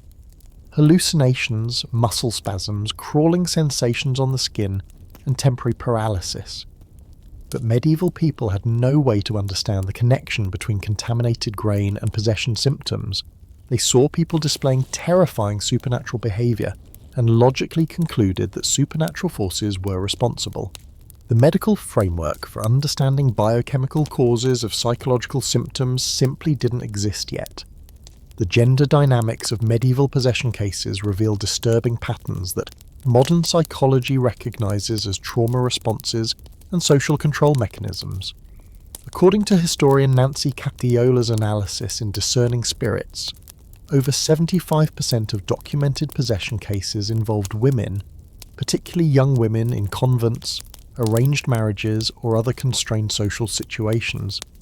Medieval women experiencing domestic violence, sexual assault, or severe psychological stress had virtually no socially acceptable ways to express their trauma or seek help.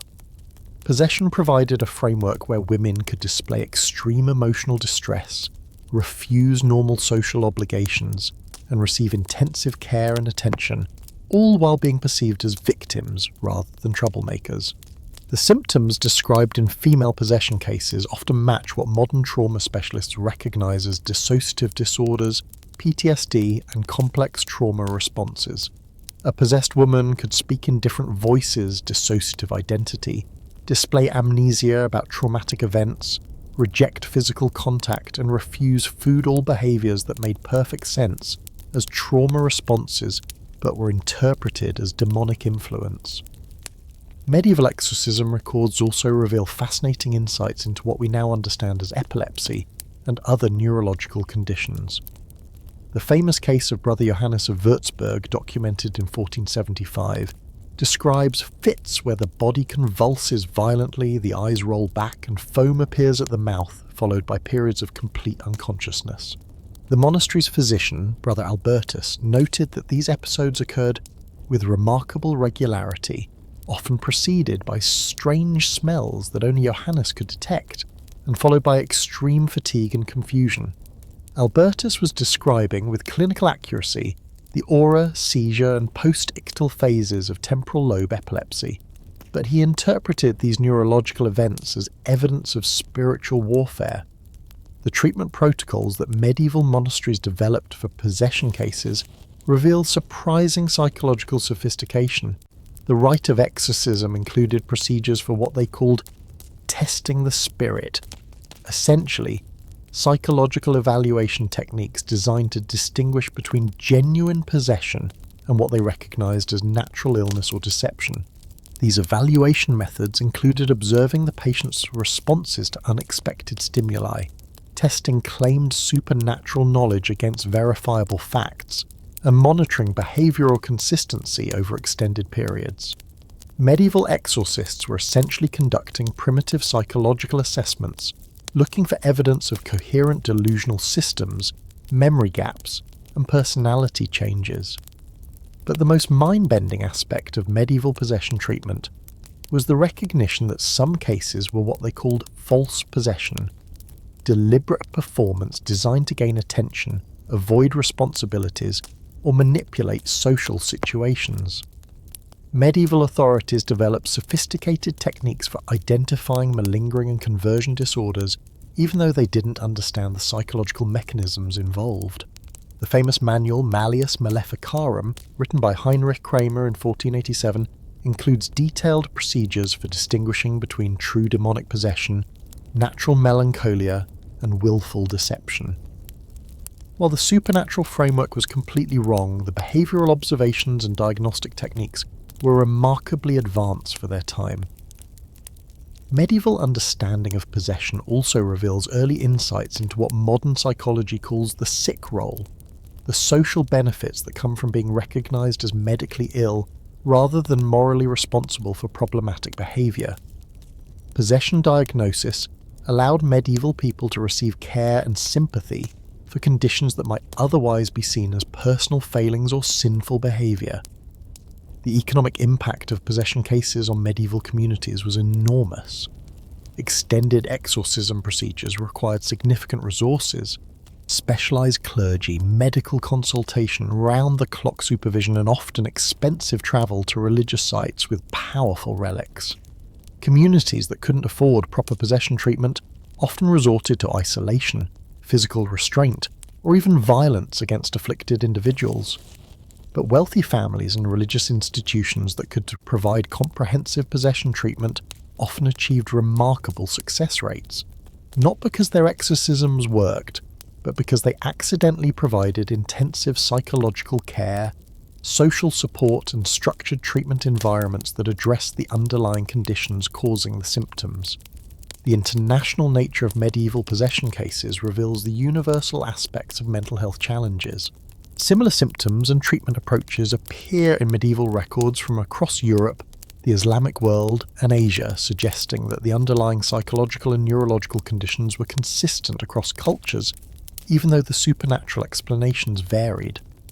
The gradual transition from supernatural to medical explanations for possession symptoms began in the late medieval period as physicians like Avicenna and later scholars started documenting correlations between physical health, emotional states, and behavioural symptoms.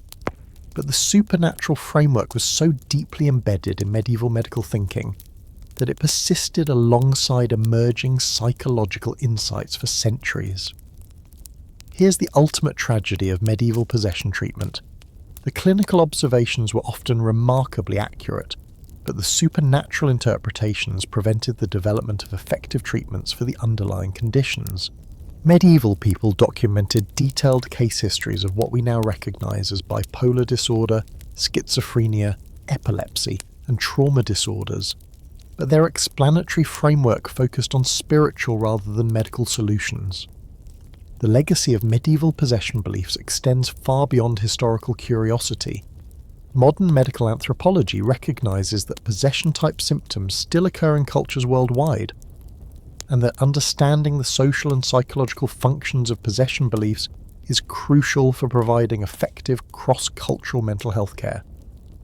But our exploration of medieval superstition now takes us from the realm of human psychology into the natural world, where medieval people developed beliefs about healing that were simultaneously completely wrong and surprisingly effective. We're about to discover how medieval physicians read divine messages in the shapes of plants, developing a medical system that treated walnut-shaped problems with walnut-shaped solutions, and why some of their botanical guesswork accidentally led to genuine medical breakthroughs that we still use today. Here's something that will completely shatter your assumptions about medieval decision-making. European kings literally wouldn't sign peace treaties, declare wars, or arrange royal marriages without first consulting the positions of distant planets. This wasn't casual superstition, this was official government policy backed by teams of professional astronomers, detailed mathematical calculations, and budgets that consumed significant portions of royal treasuries. Medieval rulers believed so completely in astrological influence that they structured the entire political landscape of Europe around the movements of celestial bodies that were millions of miles away. I'm talking about a system where the fate of nations was determined not by military strength, economic power, or diplomatic skill, but by whether Mars was in the right house when Jupiter aligned with Saturn. And here's the truly mind-bending part. This cosmic approach to politics actually worked in many cases, not because the stars controlled human destiny, but because astrological timing created psychological and strategic advantages that medieval rulers were too sophisticated to ignore. The political power of medieval astrology reached its peak during what historians call the Golden Age of court astrology, from roughly 1200 to 1500 AD. During this period, every major European court employed teams of professional astrologers whose political influence often exceeded that of military generals or financial advisors. These weren't mystical fortune-tellers reading crystal balls.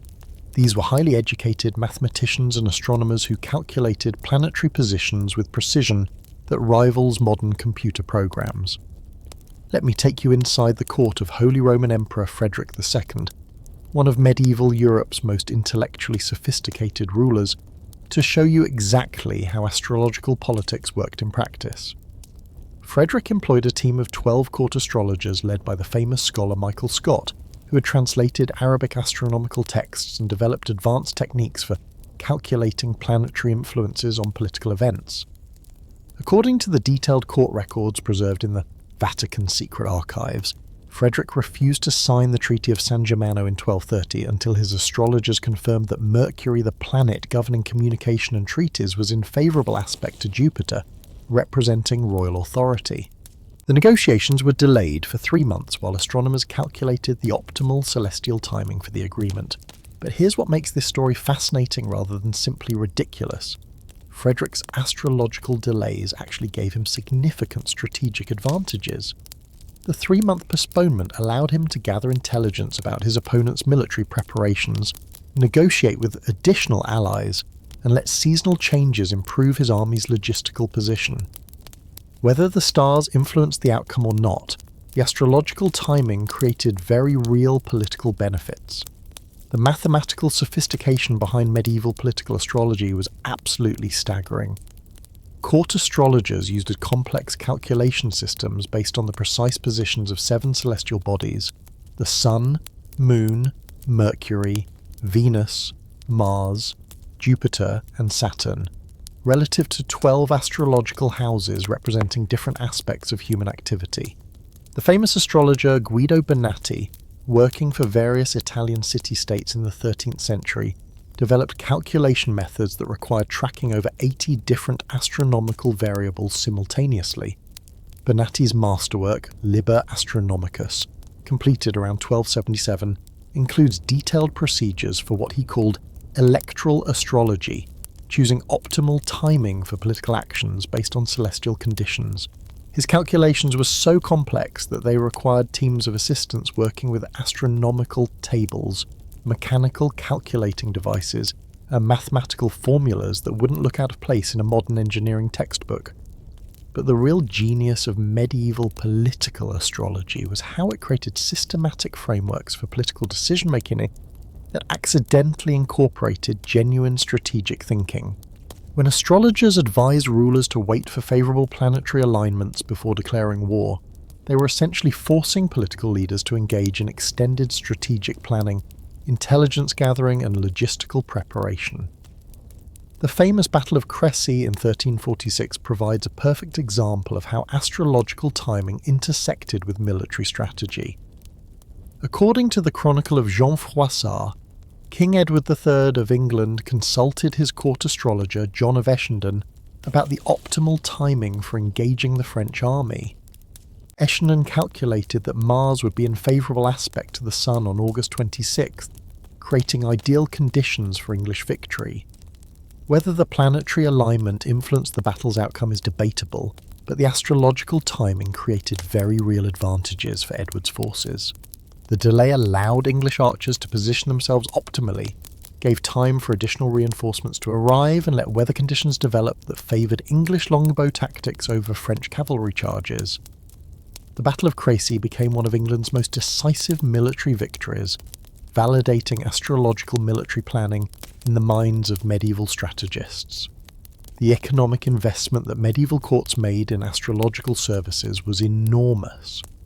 The court of King Charles V of France employed a staff of 18 professional astrologers whose combined salaries exceeded the annual budget for the Royal Navy. According to financial records preserved in the French National Archives, astrological consultation fees and astronomical equipment costs consumed roughly 3% of the total royal budget during the late 14th century, equivalent to tens of millions of dollars annually in modern currency. But this massive investment generated returns that medieval rulers considered invaluable. Professional astrologers provided not just cosmic timing advice, but comprehensive intelligence analysis, weather prediction, agricultural planning, and what we'd now recognise as early forms of psychological profiling of political opponents. Court astrologers were essentially running primitive think tanks that combined astronomical calculation with political analysis. The international influence of astrological politics created fascinating diplomatic dynamics throughout medieval Europe. Kings would time their diplomatic initiatives to coincide with favourable planetary periods, leading to complex negotiations where multiple courts tried to schedule the same celestial windows for conflicting political objectives. The marriage negotiations between England and France in 1396 provide a spectacular example of astrological diplomatic competition. Both courts wanted to time the wedding of King Richard II to Isabella of Valois, during a Venus-Jupiter conjunction that astrologers considered optimal for royal marriages. The resulting scheduling conflict required months of diplomatic correspondence between court astrologers to find a compromise timing that satisfied both kingdoms' astrological requirements. Medieval astrologers developed specialised branches of their craft specifically for different types of political analysis. Mundane astrology focused on the fate of kingdoms and nations. Electoral astrology dealt with optimal timing for specific actions. And horary astrology answered specific political questions using the astronomical conditions at the moment the question was asked. The famous astrologer Johannes Kepler, yes, the same Kepler who discovered the laws of planetary motion, spent much of his career working as court astrologer to Holy Roman Emperor Rudolf II. Kepler's political horoscopes, preserved in the Prague Castle archives, show the incredible detail that went into astrological political analysis. Calculations involving hundreds of astronomical factors, cross-referenced with historical precedents, and analysed for multiple levels of symbolic meaning. But here's where the story takes a turn that reveals both the brilliance and the limitations of medieval astrological thinking. Kepler gradually realised that his astrological predictions worked not because the planets actually influenced human affairs, but because the astrological framework forced him to engage in systematic analysis of political patterns, historical trends, and human psychology. Kepler's private notes, discovered in the 20th century, show his growing skepticism about astrological causation, combined with continued respect for astrological methodology. He wrote, "The planets do not compel but they incline," meaning that astrological analysis revealed tendencies and patterns rather than predetermined destinies.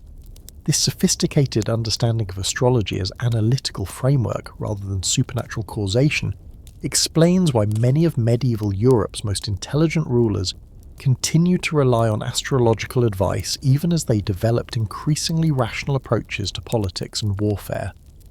They understood that astrological timing created real strategic advantages, regardless of whether cosmic forces were actually involved. The gender dynamics of medieval court astrology reveal fascinating insights into how astrological beliefs intersected with political power structures. Female rulers like Eleanor of Aquitaine and Isabella of Castile often used astrological consultation as a way to legitimize their political authority in male-dominated courts. Claiming divine cosmic support for their decisions provided a framework for female political leadership that bypassed traditional gender restrictions. Medieval astrological medicine also played a crucial role in political decision-making.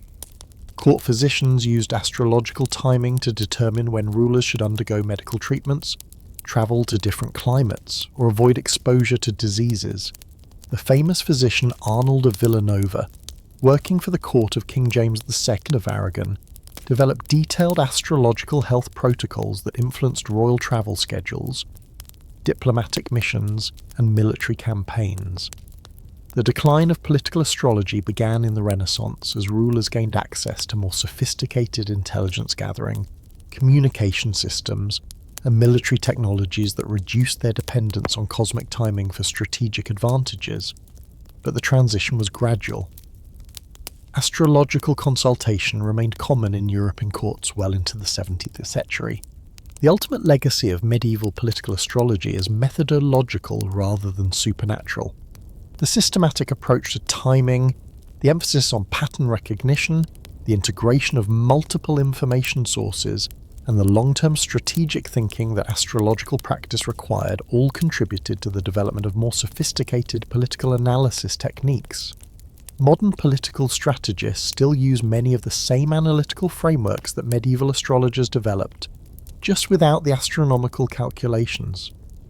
The emphasis on timing, the attention to psychological factors, the systematic analysis of historical precedents, and the integration of multiple variables in decision-making all trace their origins back to medieval astrological methodology.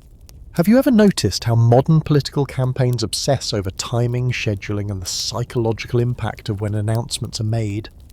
That's medieval astrological thinking applied to contemporary politics, the same analytical framework, just with opinion polls and focus groups replacing planetary calculations.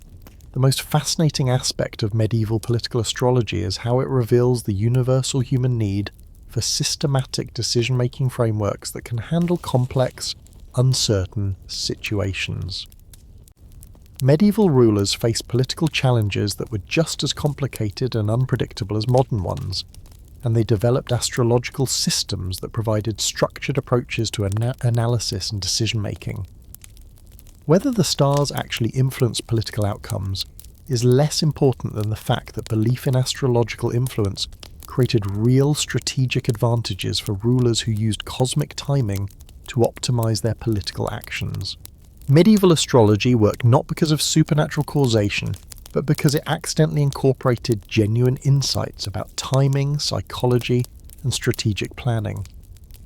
But as we transition from the realm of cosmic politics to an even more fundamental medieval fear, we're about to encounter something that reveals the deepest anxieties of medieval spiritual life.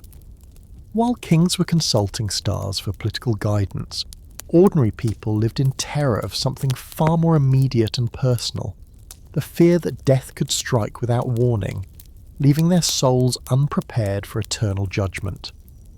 Our next exploration takes us into the medieval obsession with preparing for death, where the fear of dying suddenly became so intense that it transformed daily life, spawned entire literary movements, and created rituals that promised to determine whether you spent eternity in paradise or endless torment. prepare yourself for something that will fundamentally change how you think about death and dying in the modern world. Medieval people didn't just fear death. They were absolutely terrified of dying suddenly, without warning, unprepared for what they believed would be the most important moment of their entire existence. They feared sudden death more than torture, more than war, more than the plague itself, because dying without proper spiritual preparation guaranteed eternal damnation. This terror was so intense that it transformed medieval society, created entire industries, and led to the development of elaborate death preparation rituals that some people practiced daily for decades. I'm about to show you how the fear of unprepared death became medieval Europe's greatest obsession, spawning literary movements, architectural marvels, and social customs that reveal a completely different relationship with mortality than anything we experience today. And here's the twist that will blow your mind. Many of the medieval death preparation techniques were actually more psychologically healthy and emotionally sophisticated than our modern approaches to death and dying. The medieval understanding of death was dominated by what theologians called the particular judgment, the belief that immediately upon death, every soul faced individual divine judgment that determined their eternal destiny. According to Thomas Aquinas' detailed analysis in Summa Theologica, completed around 1273, this judgment occurred instantly and irrevocably, with no possibility for appeal or revision. The spiritual state of your soul at the exact moment of death determined whether you spent eternity in paradise or endless torment. This created what historian Philippe Ariès calls in The Hour of Our Death, the medieval world's greatest psychological crisis. The terrifying possibility that a lifetime of good works could be completely negated by dying in the wrong spiritual condition. Medieval people lived with the constant awareness that death could strike without warning, through accident, disease, violence, or natural disaster, leaving no time for proper confession, final absolution, or spiritual preparation. The Black Death intensified this terror beyond imagination. When plague could kill someone within hours of showing first symptoms, the traditional medieval assumption that death would come slowly enough to allow proper spiritual preparation was completely shattered. Suddenly, entire communities were filled with people dying without priests, without confession, without last rites, all damned to eternal punishment despite living Christian lives. This crisis gave birth to one of medieval Europe's most influential literary movements, the Ars Moriendi, or Art of Dying tradition. Beginning around 1415, detailed manuals began circulating throughout Europe that provided step-by-step instructions for how to die properly, how to prepare for death throughout life, and how to assist others in achieving what medieval people called a good death. The most famous of these manuals, simply titled Ars Moriendi, was copied and translated more than any other text except the Bible itself. According to bibliographic research by historian Nancy Lee Beattie in The Craft of Dying, over 300 manuscript copies of various Ars Moriendi texts survive today, and the actual circulation was probably in the tens of thousands, making it medieval Europe's first bestseller on the topic of death preparation. The psychological sophistication of these death preparation manuals is absolutely stunning. The original Ars Moriendi identifies 5 specific temptations that attack dying people: doubt against faith, despair against hope, impatience against patience, pride against humility, and avarice against detachment. For each temptation, the manual provides detailed counter-arguments, visualization techniques, and spiritual exercises designed to help dying people maintain proper spiritual condition even under extreme physical and emotional stress. But here's what makes this truly fascinating: modern thanatology. The scientific study of death and dying has identified these same 5 psychological challenges as the primary emotional difficulties that terminally ill patients face today. Medieval death preparation manuals were essentially providing sophisticated psychological counselling for dying people, just framed in theological rather than medical language. The daily death preparation practices that medieval people developed reveal an approach to mortality that was far more integrated into normal life than our modern death-avoidant culture. Wealthy medieval Christians often practiced what they called meditation on death as part of their regular prayer routines, spending time each day contemplating their own mortality and rehearsing the spiritual exercises they would need at the moment of death. The famous Book of Hours prayer books that wealthy medieval people used for daily devotions typically included extensive sections on death preparation. The Très riche Sœur du Duc de Berry, completed around 1416, includes detailed prayers for what the text calls the daily practice of dying, spiritual exercises designed to keep the soul in constant readiness for sudden death. These weren't morbid obsessions with mortality. They were practical spiritual technologies designed to reduce the anxiety and terror that surrounded death in medieval society. By practicing death preparation regularly, medieval people developed psychological familiarity with the dying process that made actual death less terrifying when it arrived. The economic impact of death preparation anxiety was enormous. Medieval Europe developed entire industries around what historians call spiritual insurance services and products designed to guarantee proper spiritual preparation for death. The sale of indulgences, pilgrimage tourism, religious art, and elaborate funeral preparations generated massive revenues for institutions that promised to improve customers' chances of achieving good deaths. The famous medieval practice of commissioning artistic depictions of death reveals the psychological complexity of medieval mortality culture. Memento mori art, literally remember death, appeared everywhere from illuminated manuscripts to cathedral sculptures to personal jewellery. But these weren't designed to increase fear of death. They were intended to reduce death anxiety by making mortality a familiar, accepted part of daily consciousness. The Dance of Death artistic tradition, which emerged during the Black Death period, shows medieval people literally dancing with personified death as an equal partner. According to art historian James Clark's analysis in The Dance of Death in Medieval and Renaissance Europe, these images weren't meant to be terrifying. They were designed to normalize death as a natural part of human experience that could be approached with grace and dignity. The architectural features that medieval people built into their homes and public buildings reveal how deeply death preparation was integrated into daily life. Wealthy medieval houses typically included private chapels or prayer niches, specifically designed for death preparation exercises. The famous medieval practice of keeping skulls or bones as devotional objects wasn't macabre decoration. These were psychological tools for maintaining awareness of mortality. Medieval wills and estate planning documents show remarkable sophistication in planning, not just for the distribution of property, but for the spiritual well-being of the dying person and their survivors.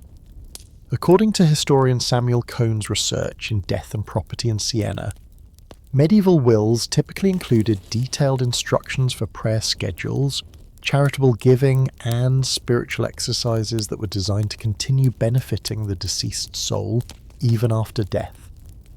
The medieval practice of spiritual friendship included formal agreements between friends to assist each other in death preparation. These partnerships, documented extensively in monastic records, involved regular mutual confession, shared death meditation exercises, and promises to provide deathbed assistance when needed. Medieval people were essentially creating support networks specifically designed to ensure that no one would face death alone or unprepared. The role of professional death doulas, trained specialists who assisted dying people through the death process, was far more developed in medieval society than in most modern contexts. Medieval priests, monks, and nuns received extensive training in what they called the care of souls in extremis, learning specialized techniques for providing psychological, spiritual, and practical support to dying people and their families.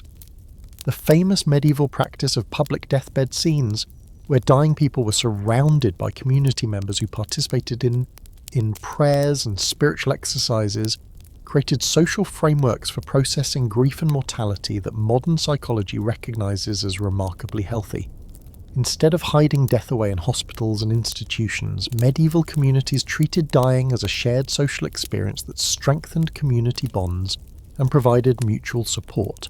The psychological benefits of medieval death preparation practices are evident in the historical record. Medieval people who engaged in regular death meditation and spiritual preparation typically faced actual death with less anxiety and more emotional stability than those who avoided thinking about mortality. The chronicles consistently describe good deaths among people who had practiced death preparation throughout their lives. But the medieval obsession with sudden death also reveals the darker side of this spiritual system. The terror of dying without proper preparation led to extreme behaviours. People who refused to travel during certain seasons, avoided activities that might lead to accidents, or lived in constant anxiety about their spiritual state. The fear of spiritual damnation through unprepared death sometimes created more psychological suffering than the fear of death itself. The persistence of medieval death preparation concepts in modern culture is remarkable. The Catholic practice of extreme unction last rites, the Protestant emphasis on being born again as preparation for death, and even secular concepts like living with no regrets all trace their origins back to medieval death preparation traditions. Modern hospice care has rediscovered many medieval insights about the importance of psychological and spiritual preparation for death. The emphasis on patient autonomy, family involvement, pain management, and creating peaceful environments for dying all echo medieval good death practices, just adapted to contemporary medical and cultural contexts. The medieval understanding that death preparation was a lifelong practice rather than a crisis intervention has profound implications for how we might approach mortality in modern society. Instead of avoiding thoughts of death until forced to confront them, medieval people integrated death awareness into daily life in ways that ultimately reduced rather than increased anxiety about mortality. Here's something that might surprise you. Research by the modern psychologist shows that people who regularly contemplate their own mortality report lower levels of death anxiety, greater life satisfaction, and more meaningful relationships than those who avoid thinking about death. Medieval people understood this psychological principle centuries before modern science proved it. The medieval approach to death preparation also reveals sophisticated understanding of what we now call anticipatory grief, the emotional processing that occurs before an actual loss. By encouraging people to imagine and emotionally rehearse their own deaths, medieval death preparation practices helped people develop psychological coping mechanisms for mortality that made actual death less traumatic for both the dying person and their loved ones. But our exploration of medieval spirituality now shifts from individual salvation to collective paranoia as we prepare to encounter one of history's most systematic campaigns of fear and violence. While medieval people were preparing their souls for individual judgment, their communities were being torn apart by mass hysteria about supernatural threats hiding among ordinary neighbours. Our next chapter reveals how medieval Europe became convinced that witches were secretly working to destroy Christian civilization, leading to persecution campaigns that combined sophisticated legal procedures with absolute supernatural terror, and created the blueprint for mass hysteria that still influences how societies respond to perceived threats today. Something truly horrifying was about to consume medieval Europe.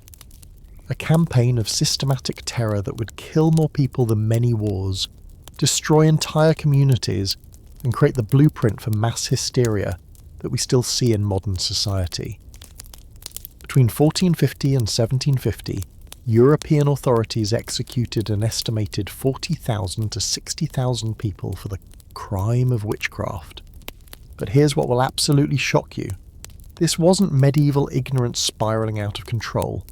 This was a carefully orchestrated legal and intellectual movement led by educated elites, supported by detailed scholarly research, and justified by what they considered cutting-edge scientific evidence about supernatural threats to Christian civilization.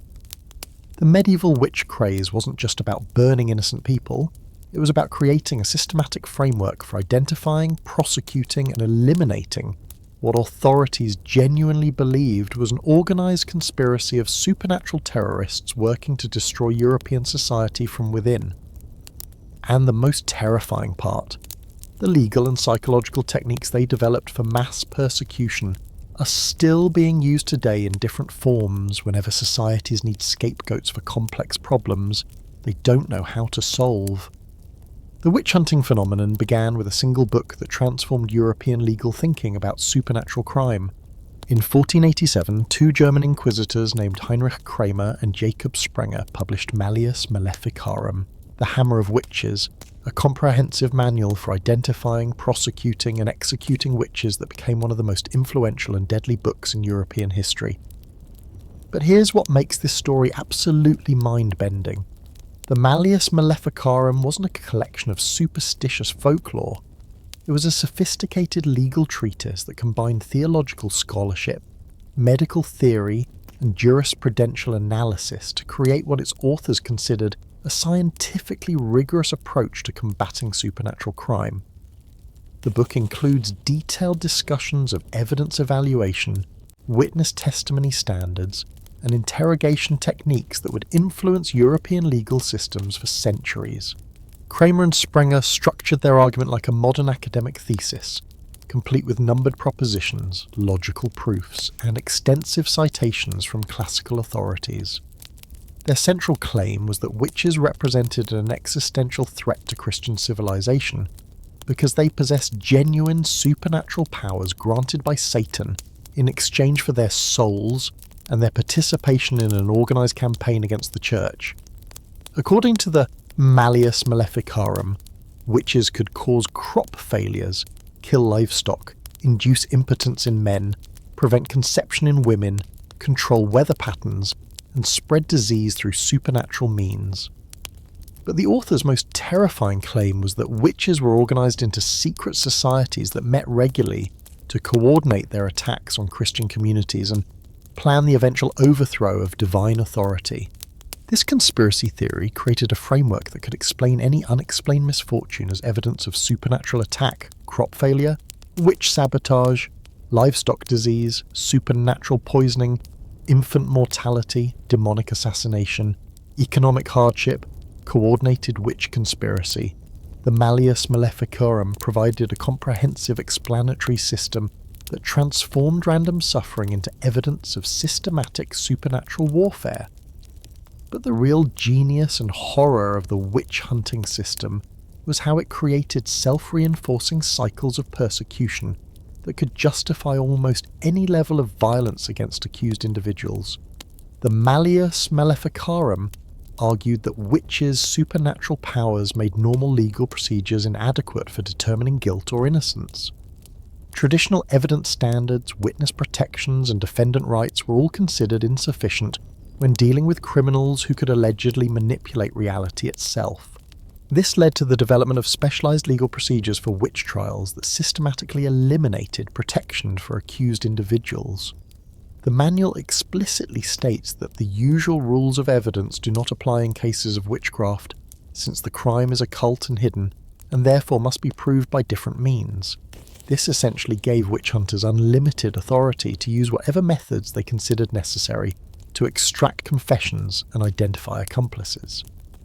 The interrogation techniques described in the Malleus Maleficarum were specifically designed to produce confessions regardless of the accused person's actual guilt or innocence. The manual provides detailed instructions for using sleep deprivation, isolation, physical discomfort, psychological pressure, and what we'd now recognise as sophisticated torture methods to break down resistance and force admissions of supernatural activity. But here's the truly chilling part. These weren't sadistic torture techniques designed to inflict maximum pain.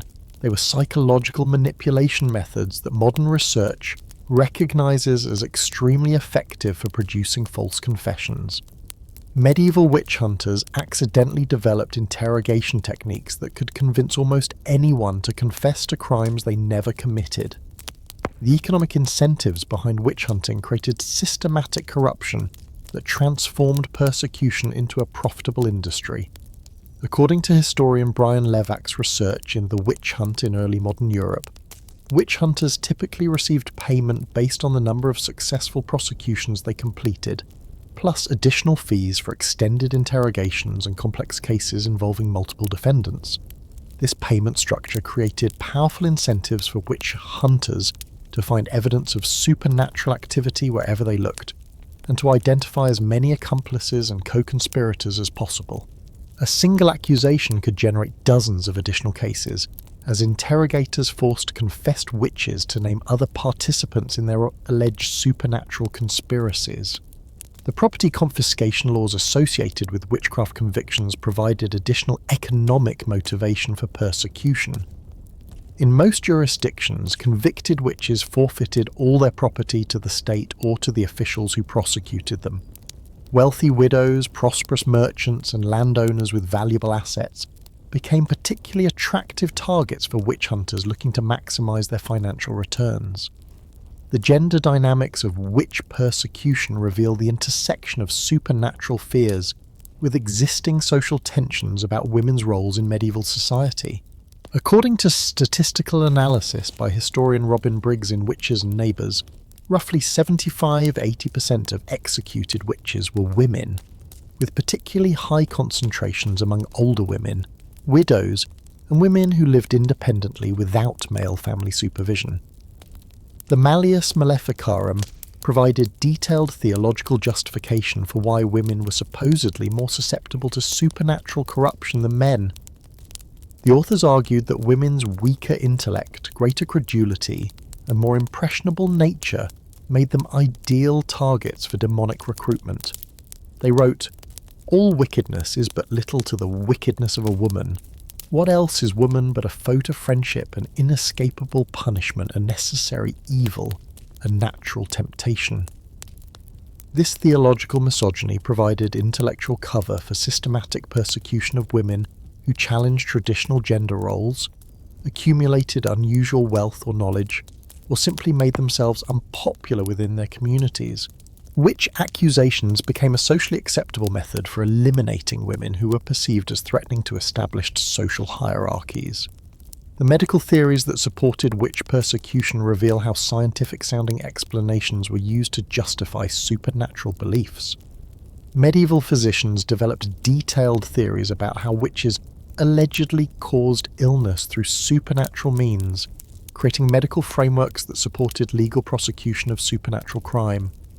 According to the medical sections of the Malleus Maleficarum, witches could cause illness by manipulating what physicians called occult qualities in the human body, essentially invisible supernatural forces that controlled health and disease. This allowed any unexplained medical condition to be interpreted as evidence of supernatural attack, transforming physicians into witch-hunting investigators.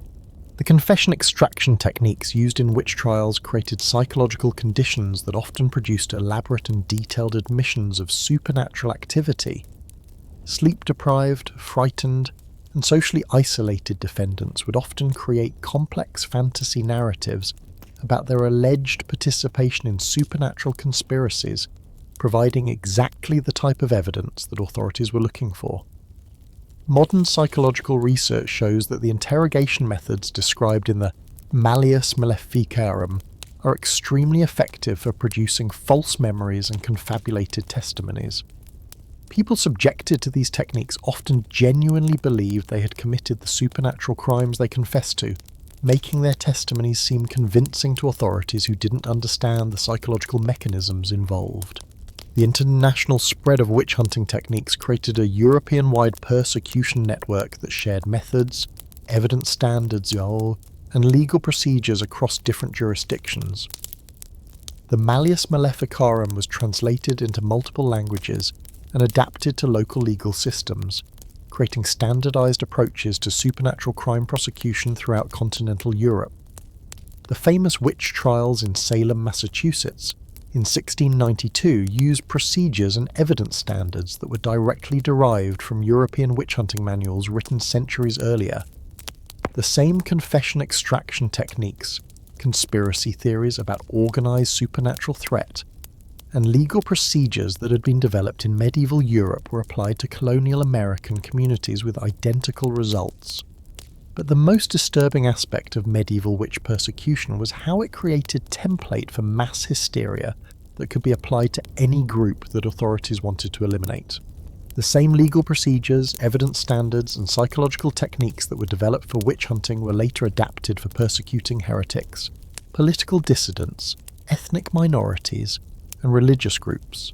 The transition away from witch persecution in the 17th and 18th centuries occurred gradually as educated elites began questioning the supernatural premises that supported the entire system. The rise of scientific methodology, improved understanding of mental illness, and better legal protections for defendants slowly undermined the intellectual foundations of witch hunting. But the most important factor in ending witch persecution was probably economic. As European societies became more commercially sophisticated, the economic disruption caused by systematic persecution of productive community members became too costly to sustain. Communities that executed their midwives, herbalists, and experienced older women found themselves facing genuine problems that supernatural explanations couldn't solve.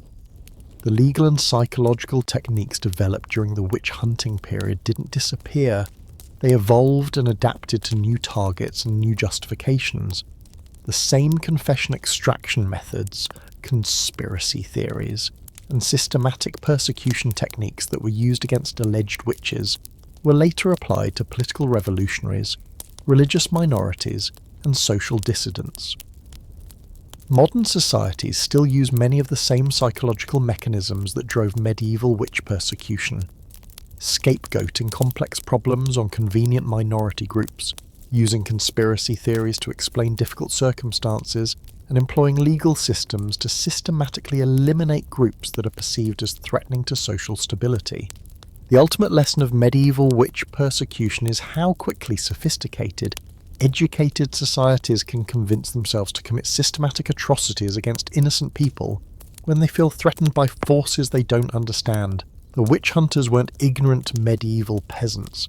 They were lawyers, theologians, physicians, and government officials who used the best intellectual tools available to them to justify mass murder. Yet even as medieval Europe was convulsing with supernatural terror and persecution, its scholars were quietly developing one of the most ambitious and ultimately misguided attempts to understand the fundamental structure of reality itself. While witch hunters were destroying communities in search of supernatural threats, other medieval thinkers were pursuing an equally impossible but far more optimistic goal: calculating the exact age of the universe using nothing but biblical chronology and mathematical precision. Our final chapters in this journey through medieval superstition reveal how brilliant minds tried to solve the ultimate questions about time, creation, and the end of everything, and why their spectacular failure actually advanced human knowledge in ways they never could have imagined. Amid all the supernatural terror and persecution, medieval scholars were quietly pursuing one of the most ambitious intellectual projects in human history, calculating the exact age of the universe down to the specific year, month, and day when God created everything from nothing. Using nothing but biblical genealogies, historical records, and mathematical precision, medieval chronologists believed they could determine when the world began, predict when it would end, and map out the entire timeline of divine history with scientific accuracy. Their calculations convinced millions of people that the world would definitely end in 1456, and when that date approached, panic-stricken Europeans sold their possessions, abandoned their homes, and prepared for the apocalypse that never came. But here's what makes this story absolutely fascinating. The medieval quest to calculate cosmic time wasn't religious fanaticism, it was cutting-edge scientific research that accidentally laid the foundation for modern historiography, archaeology, and even geological dating methods. These scholars developed techniques for analysing historical evidence, cross-referencing multiple sources, and calculating time spans that were centuries ahead of their era. They were wrong about almost everything, but their methods were remarkably sophisticated. The medieval science of biblical chronology began with a simple but staggering assumption. that the Bible contained a complete and accurate historical record of everything that had ever happened since the creation of the universe. If you could properly interpret the genealogies, reign lengths, and historical references scattered throughout biblical texts, you could reconstruct the entire timeline of cosmic history with mathematical precision. The most influential medieval chronologist was a 7th century monk named Bede, known to history as the Venerable Bede, whose calculations dominated European thinking about cosmic time for over 800 years. In his masterwork De Temporibus, completed around 725 AD, Bede used what he considered rigorous scientific methodology to calculate that the world had been created in the year 3952 BC, making the universe roughly 400 years old at the time of his writing. But Bede didn't just guess at these numbers.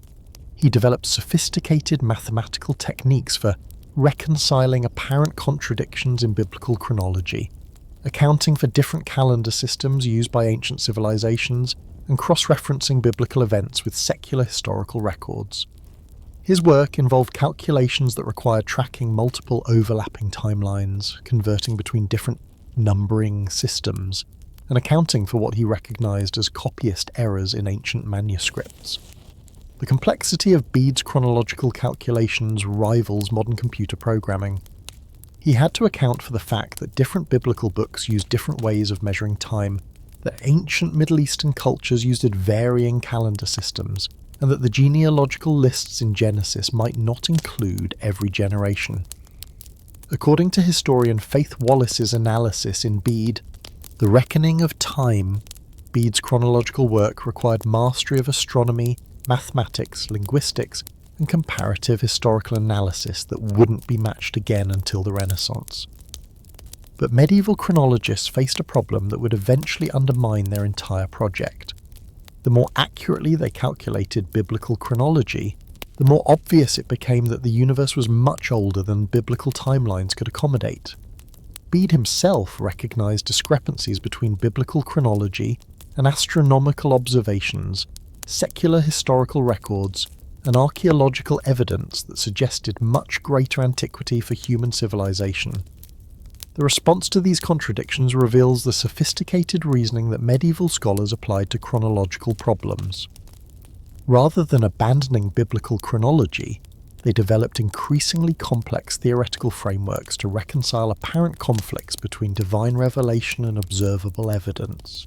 They proposed theories about missing generations in biblical genealogies, alternative interpretations of chronological language, and sophisticated explanations for how divine providence might have influenced historical timing in ways that weren't immediately obvious to human observers.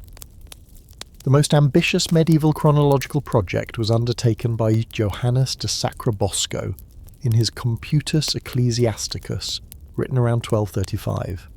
Sacrobosco attempted to create a comprehensive timeline that integrated biblical chronology with classical Greek and Roman historical records, Islamic astronomical calculations, and contemporary European historical events. His goal was to produce what he called a universal chronology that could account for every significant event in world history, from creation to his present day. Sacrobosco's calculations required him to master multiple ancient languages, understand different calendar systems used by various civilizations, and develop mathematical techniques for converting between incompatible dating methods. According to his surviving manuscripts preserved in the Bibliothèque Nationale in Paris, his chronological tables involved over 100 individual calculations and required cross-referencing more than 50 different historical sources. The precision that medieval chronologists achieved was absolutely staggering. They calculated not just years, but specific months and days for major biblical events. According to the chronological tables compiled by Peter Commistor in his Historia Scholastica, around 1170, Adam was created on Friday, March 23rd. Noah's flood began on Sunday, May the 10th, and the Tower of Babel was constructed starting on Thursday, September the 14th. These weren't approximate dates. Medieval chronologists believed they had calculated the exact calendar days when these events occurred, but the most consequential aspect of medieval chronology was its use for predicting the end of the world.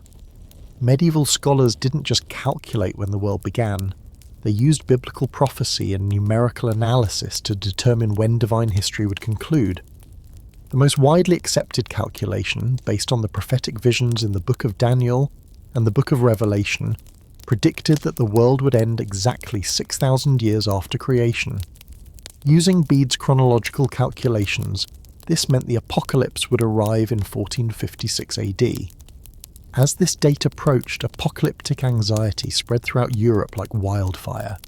According to historian Bernard McGinn's research in Visions of the End, over 200 surviving medieval manuscripts from the 1440s and 1450s contain detailed preparations for the end of the world, including instructions for distributing property, guidelines for final confessions, and timetables for apocalyptic events. The social impact of apocalyptic chronology was enormous. Medieval people made major life decisions based on chronological calculations about the end times. Why invest in long-term projects if the world was ending soon? Why accumulate wealth that would be meaningless after the apocalypse? Why have children who would only live to see the destruction of everything? The famous flagellant movements of the 14th and 15th centuries were directly motivated by chronological calculations that predicted imminent divine judgment. These groups of religious extremists travelled throughout Europe, publicly whipping themselves in penance for humanity's sins, believing that their suffering could delay or mitigate the approaching apocalypse. According to contemporary chronicles, some flagellant processions included thousands of participants who had abandoned their normal lives to prepare for the end of the world. But when 1456 came and went without any signs of apocalyptic destruction, medieval chronology faced a crisis that forced scholars to reconsider their fundamental assumptions about biblical time and divine history. Some chronologists recalculated their numbers, finding computational errors that pushed the end date further into the future. Others developed more sophisticated interpretations of biblical prophecy that allowed for symbolic rather than literal fulfillment of apocalyptic predictions. The most intellectually honest medieval chronologists began questioning whether human calculation could accurately determine divine timing. The famous chronologist Johannes Trithemius, writing in his Chronologia Mystica around 1515, argued that while biblical chronology provided accurate historical information, the timing of future events remained hidden in divine providence and couldn't be calculated using human mathematical methods.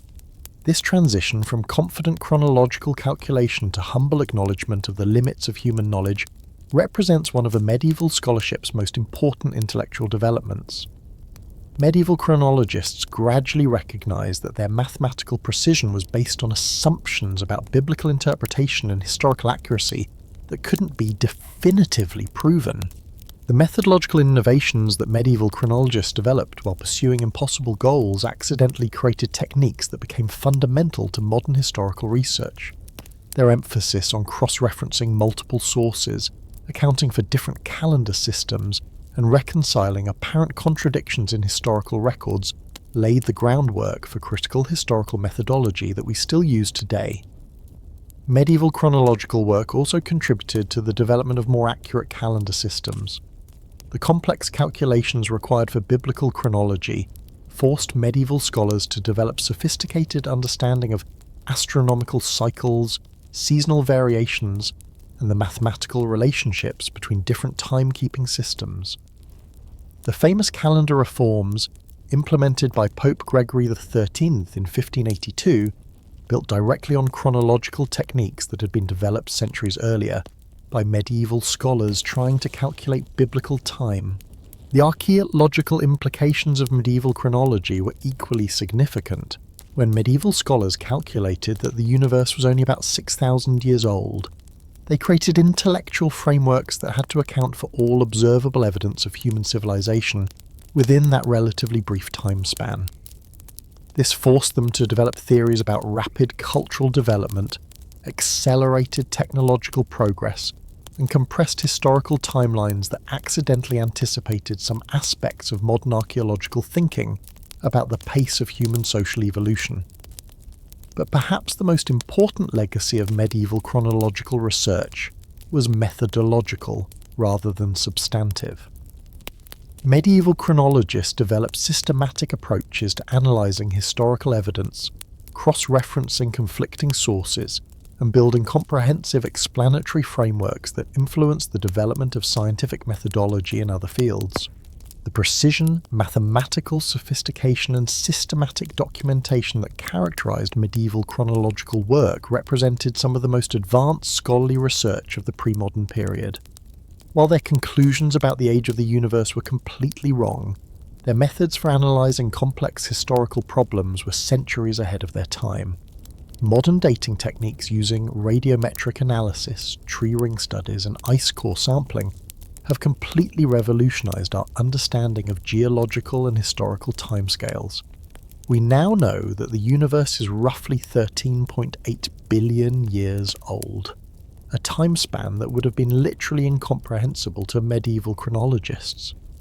But the analytical techniques they developed for understanding time, change, and historical development provided crucial foundations for the scientific methodologies that eventually replaced their biblical frameworks.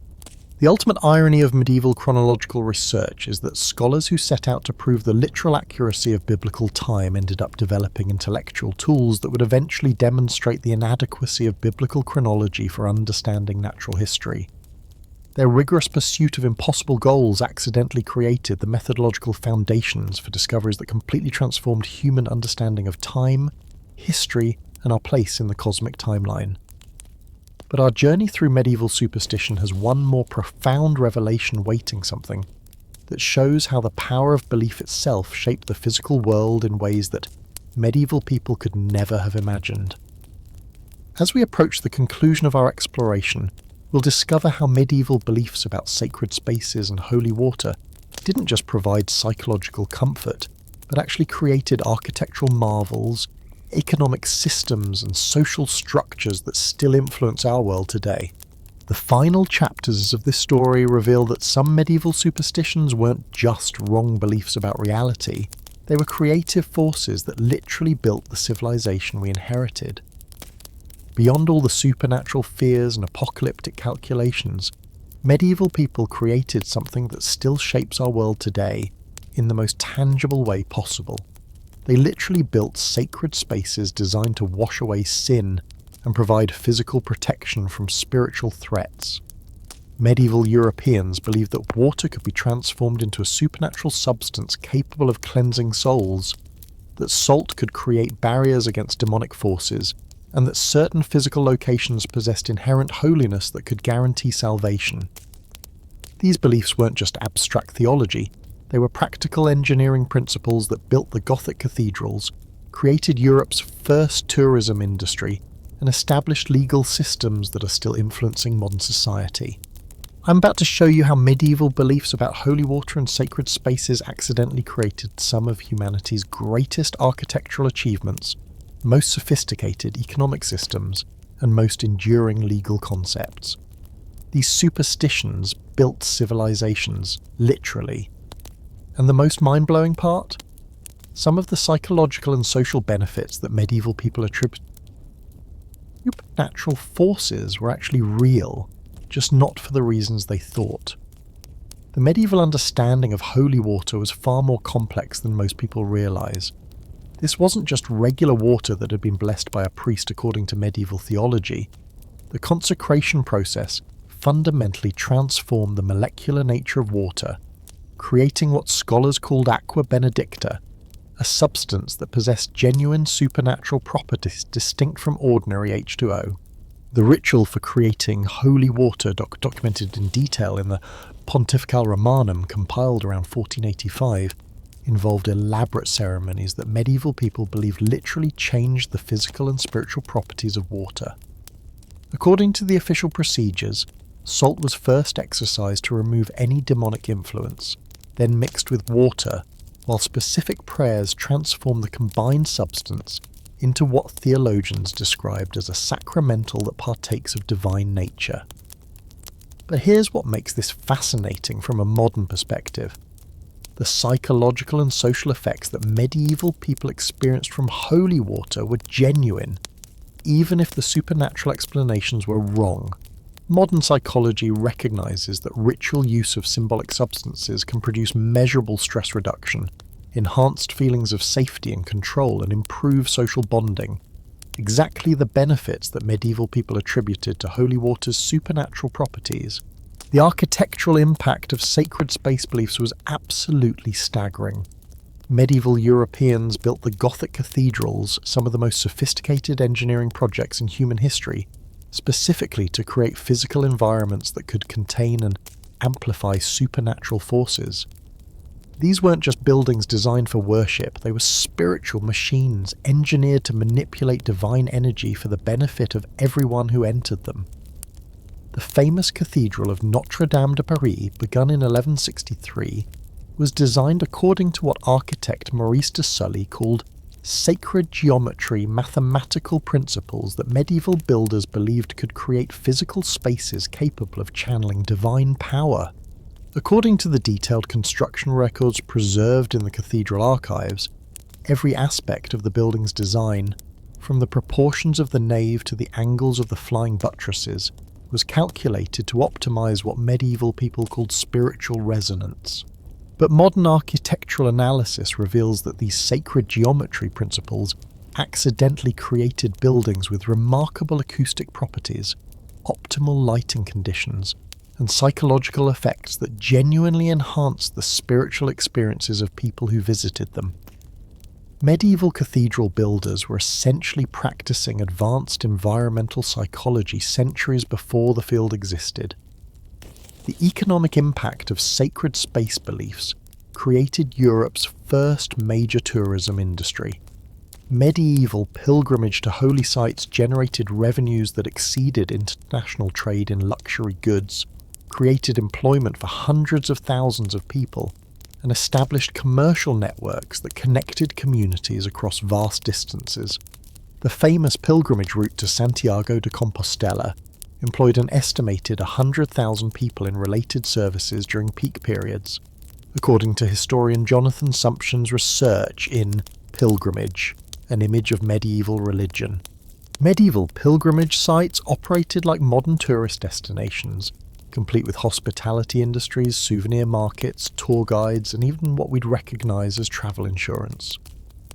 The Abbey of Cluny developed standardised service protocols for pilgrims that included lodging, food, medical care, and spiritual guidance, essentially creating the world's first international hotel chain, just motivated by supernatural rather than commercial considerations. The legal concept of sanctuary. The belief that certain sacred spaces could provide absolute protection from secular authority created some of the most important foundations for modern legal systems.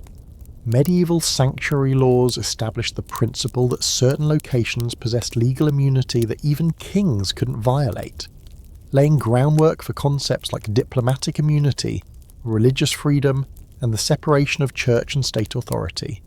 The most famous sanctuary case in medieval England involved a merchant named John de Northampton, who fled to Westminster Abbey in 1384 after being accused of treason. According to the detailed legal records preserved in the National Archives, de Northampton remained in the Abbey for over 2 years, while legal scholars debated whether royal authority could override sacred sanctuary. The case established legal precedents about the limits of government power that influenced constitutional law for centuries.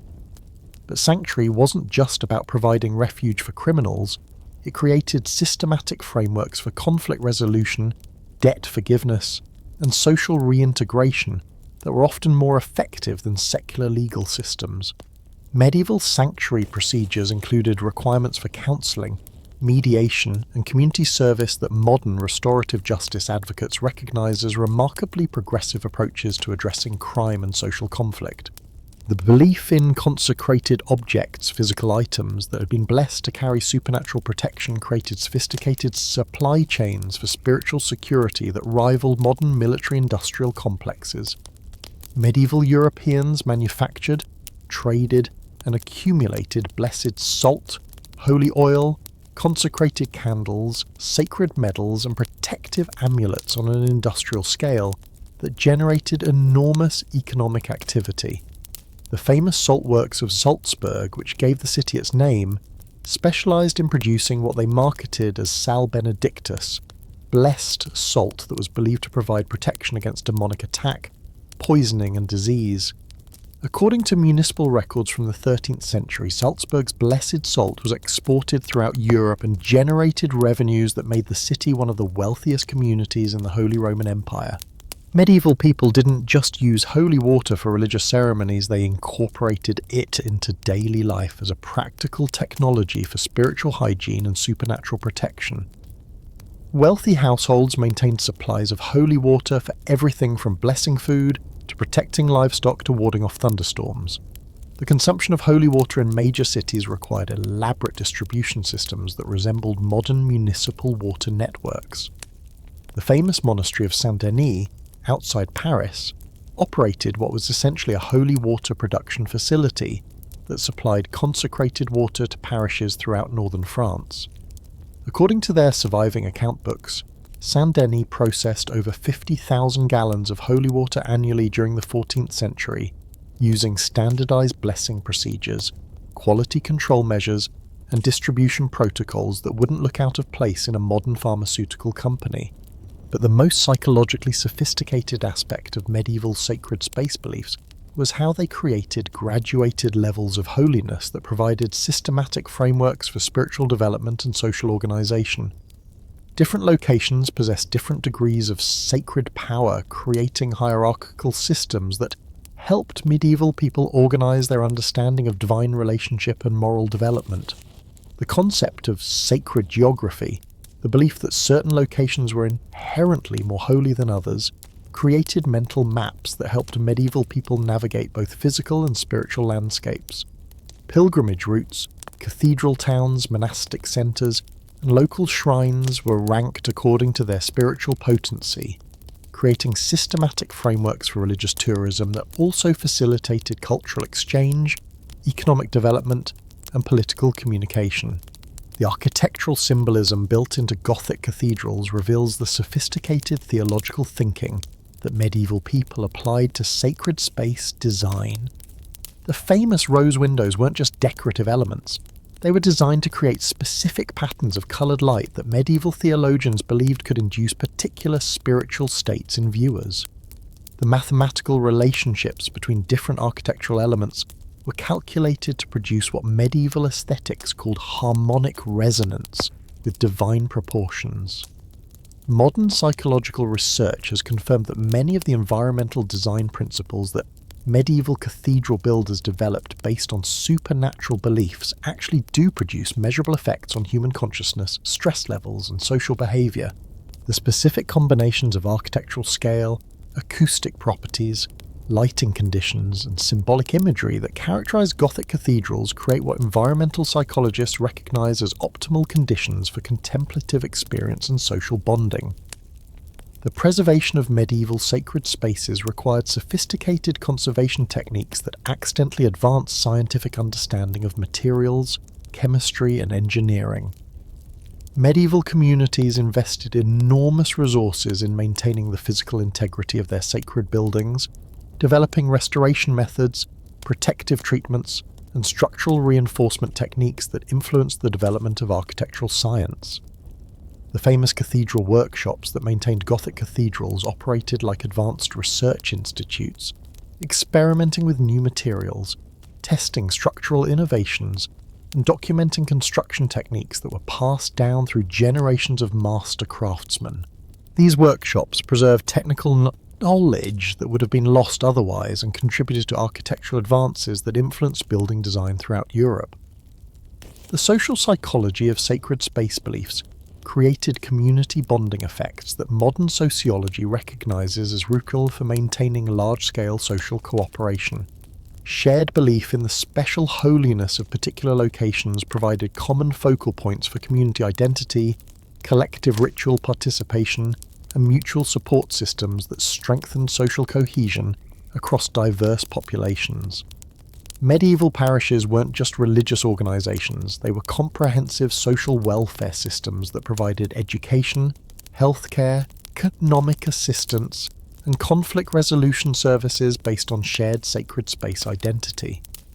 The psychological sense of belonging to a sacred community created social bonds that supported community members through individual crises and collective challenges. The international networks that connected medieval sacred sites created some of the first truly global communication systems. Pilgrimage routes functioned as information highways that carried news, ideas, technologies, and cultural innovations across vast distances. The exchange of knowledge that occurred at major pilgrimage destinations facilitated intellectual development that contributed to the Renaissance revival of learning. The economic multiplier effects of sacred space tourism created prosperity that extended far beyond religious institutions. Communities that hosted major pilgrimage sites developed sophisticated service industries, manufacturing specialties, and commercial networks that generated wealth for entire regions. The economic impact of medieval religious tourism was so significant that many communities owed their survival and prosperity entirely to their sacred space attractions. But perhaps the most important legacy of medieval sacred space beliefs is the demonstration that human communities can create shared meaning systems that produce genuine social benefits, even when the underlying beliefs are factually incorrect. Medieval people built remarkable civilizations based on supernatural premises that modern science has completely disproven, but the social cooperation, community bonding, and collective purpose that these beliefs facilitated were entirely real. The transition from supernatural to secular explanations for the benefits of special places didn't eliminate the underlying human needs that sacred space beliefs addressed. Modern societies still create special locations, museums, memorials, national parks, cultural centres that serve similar psychological and social functions to medieval sacred spaces, just with different explanatory frameworks. As we approach the final chapters of our journey through medieval superstition, we're about to encounter something that reveals the deepest connections between past and present. The legacy of medieval superstition isn't just historical curiosity, it's living influence that continues to shape how modern societies think, feel, and organise themselves in ways that most people never recognise. Our concluding exploration will reveal the surprising ways that medieval patterns of thought still influence contemporary culture, politics, and social behaviour, showing that the medieval world never really ended, just learned to hide in plain sight. You know what's absolutely mind-blowing? You probably performed a medieval superstition today without even realising it. Said bless you when someone sneezed. That's medieval demon protection. Knocked on wood for luck. Medieval spirit summoning. Crossed your fingers. Medieval prayer gesture. Avoided walking under a ladder. Medieval sacred geometry. The medieval world didn't disappear when the Renaissance began, it went underground, hiding in our daily habits, our language, our social customs, and our deepest psychological patterns in ways that it would shock you if you knew how thoroughly medieval thinking still controls modern behaviour. Right now, in 2035, Americans are living lives that are far more influenced by medieval superstition than most people could possibly imagine. We've just updated the packaging. Instead of fearing the evil eye, we worry about online harassment. Instead of hunting witches, we chase conspiracy theories. Instead of preparing for the apocalypse in 1456, we stockpile supplies for various predicted end times. The patterns are identical, we've just replaced supernatural explanations with technological ones. Let me show you exactly how medieval superstition has evolved into modern American culture in ways that will completely change how you see your own daily life. We're about to discover that the medieval mindset isn't ancient history, it's contemporary psychology wearing a modern disguise. Start with the most obvious example. American attitudes toward health and medicine. Modern wellness culture is absolutely saturated with medieval doctrine of signatures thinking, just updated for contemporary markets. The billion-dollar supplement industry operates on the exact same principles that medieval physicians used. believing that natural substances can provide miraculous cures based on their appearance, origin, or symbolic properties rather than rigorous scientific testing. When modern Americans buy turmeric supplements because they're yellow and therefore good for inflammation, they're applying medieval signature logic. When they consume ginkgo biloba because the leaves look like brain neurons, they're following 500-year-old plant medicine theories. When they believe that superfoods possess magical healing properties based on their exotic origins or unusual colours, they are practicing medieval alchemy with modern marketing. The modern American obsession with detoxing and cleansing is pure medieval humoral theory, updated for contemporary anxieties. Medieval physicians believed that illness came from imbalanced humours that needed to be purged from the body through various cleansing procedures. Modern detox culture promotes the exact same concept, that mysterious toxins accumulate in the body and must be eliminated through special diets, supplements, or procedures that purify the system. Dr. Edzard Ernst's comprehensive analysis in alternative medicine, a critical assessment of 50 modalities, demonstrates that most popular alternative health practices in modern America are direct descendants of medieval medical superstitions, just repackaged with contemporary scientific-sounding language. The underlying belief systems are identical, that natural substances possess inherent healing powers that can be accessed through proper knowledge and ritual application. But health superstitions are just the beginning. Modern American political culture has revived medieval approaches to understanding complex social problems through conspiracy theories, scapegoating, and supernatural thinking that would be instantly recognizable to medieval witch hunters. The psychological patterns are identical, just applied to different targets with updated explanatory frameworks. The QAnon conspiracy movement, analysed extensively by researcher Mike Rothschild in The Storm is Upon Us, uses the exact same logical structures that drove medieval witch persecution.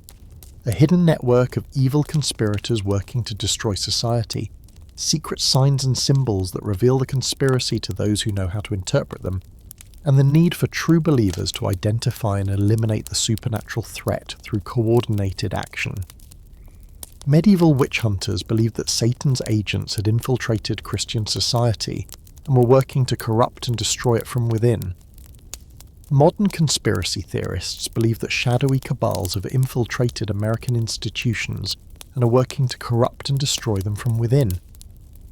The explanatory framework has changed from supernatural to political, but the psychological structure is identical. The social media dynamics that spread modern conspiracy theories replicate the exact mechanisms that medieval communities used to identify and prosecute supernatural threats.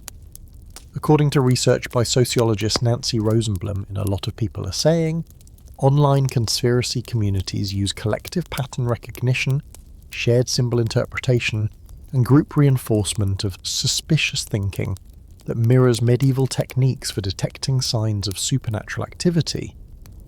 Modern American attitudes toward expertise and authority also reveal deep medieval influences.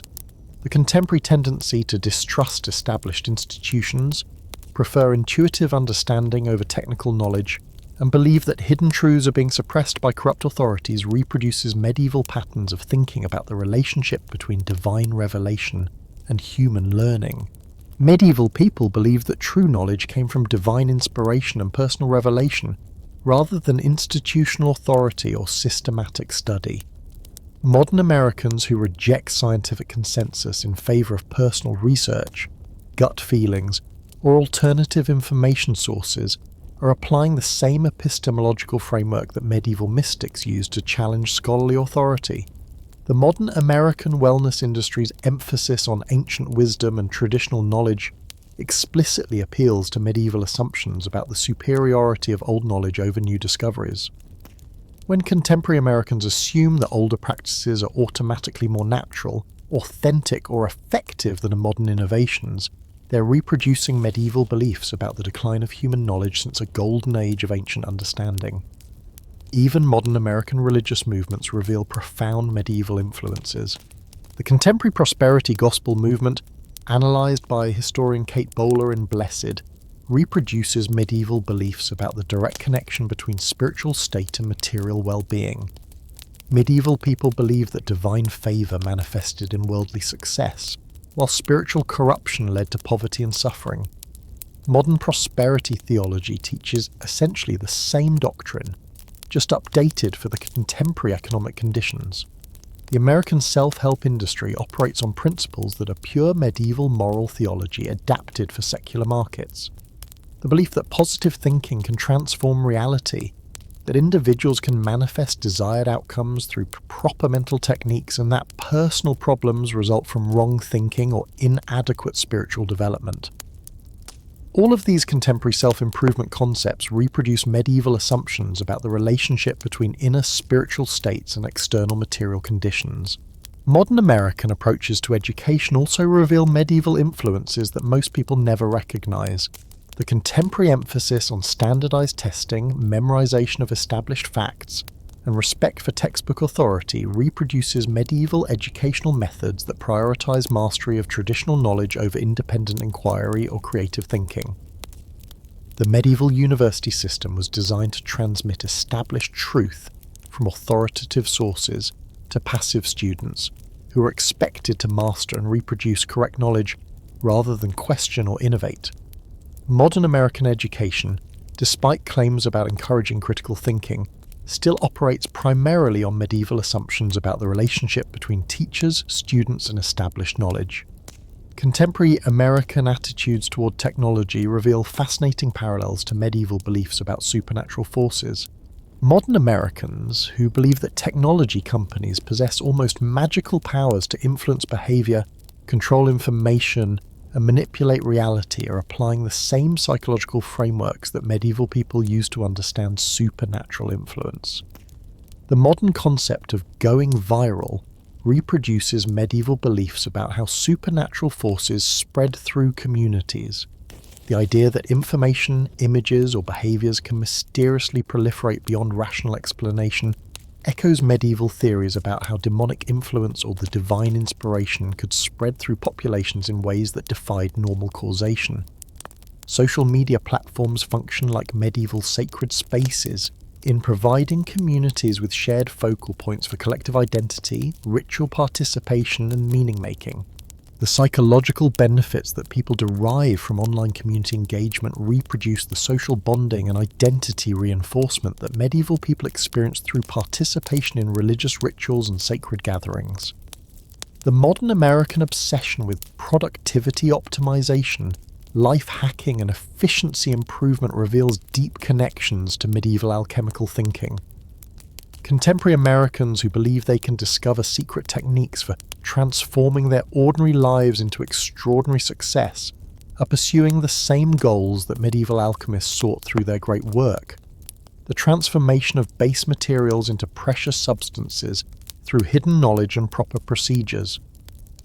Modern dating culture, analysed through apps and online matching systems, reproduces medieval beliefs about destiny, cosmic compatibility, and supernatural intervention in human relationships. The idea that algorithms can identify perfect matches based on mysterious compatibility factors echoes medieval beliefs about astrological influence on romantic partnerships and divinely ordained relationship destiny. American consumer culture is saturated with medieval thinking about the magical properties of objects. Modern Americans who believe that certain brands, products, or possessions can transform their identity, enhance their capabilities, or provide supernatural benefits are applying the same logic that medieval people used to understand the power of relics, amulets, and consecrated objects. The contemporary American legal system, despite its claims to rationality and scientific objectivity, still incorporates medieval concepts about supernatural justice and divine judgment. The belief that legal procedures can reveal hidden truth, that guilty people will somehow be exposed through proper investigative techniques, and that justice has transcendent moral authority beyond human institutions. All of these assumptions trace their origins back to medieval beliefs about divine involvement in human legal systems. Modern American approaches to mental health reveal complex relationships with medieval concepts about spiritual and psychological well-being. Contemporary therapy culture, with its emphasis on personal transformation through guided introspection, emotional purification, and the healing power of narrative, reproduces many aspects of medieval confession, spiritual direction, and religious conversion practices. The American recovery movement, particularly 12-step programs, explicitly incorporates medieval spiritual technologies like public confession, community support, divine intervention, and moral transformation through surrender to higher power. These programs succeed precisely because they apply medieval insights about the relationship between spiritual condition and behavioral change to contemporary addiction treatment. But perhaps the most profound medieval influence on modern American culture is the underlying assumption that complex problems have simple explanations that can be discovered through proper interpretation of hidden signs. Whether we're talking about health problems or political issues, relationship difficulties or personal challenges, contemporary Americans consistently seek explanatory frameworks that promise to reveal the secret causes behind surface phenomena. This pattern of thinking, looking for hidden explanations, believing in the power of special knowledge, and assuming that proper understanding can provide control over uncertain situations, is pure medieval epistemology applied to contemporary problems. We've replaced supernatural explanations with psychological, political, or technological ones, but the underlying cognitive structure remains unchanged. The ultimate lesson of medieval superstitions' persistence in modern American culture is that human psychological needs don't change. Even when explanatory frameworks evolve, people still need community identity, meaning-making systems, anxiety management techniques, and frameworks for understanding why bad things happen to good people. Medieval superstitions provided sophisticated solutions to these universal human challenges, and their modern descendants continue serving the same psychological functions. But as we approach the final chapter of our journey through the hidden medieval influences in contemporary life, we're about to encounter the most important question of all. What do we do with this knowledge? How do we benefit from understanding medieval insights about human psychology and social organization while avoiding the dangerous mistakes that medieval superstition also produced?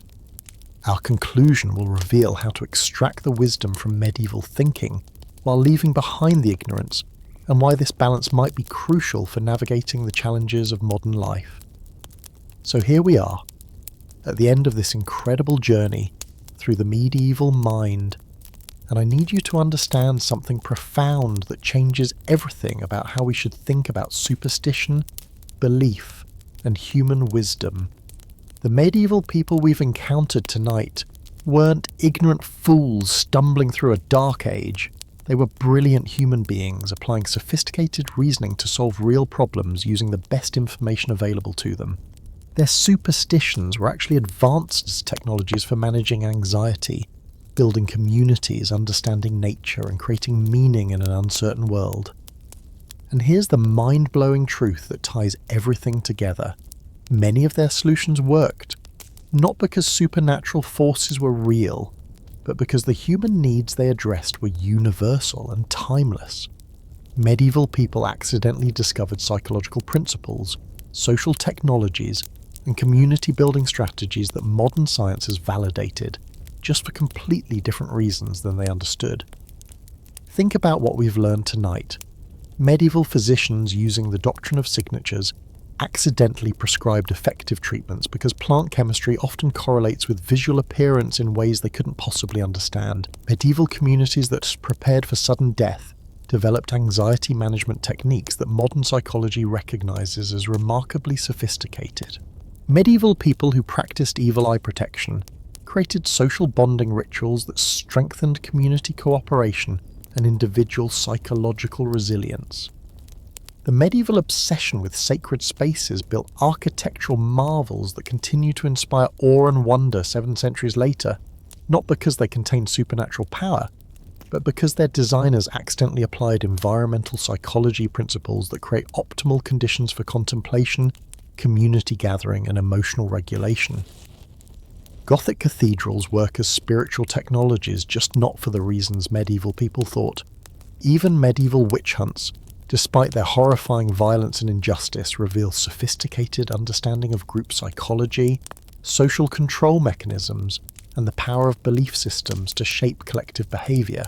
Medieval people developed techniques for identifying, investigating, and prosecuting perceived threats that were remarkably effective.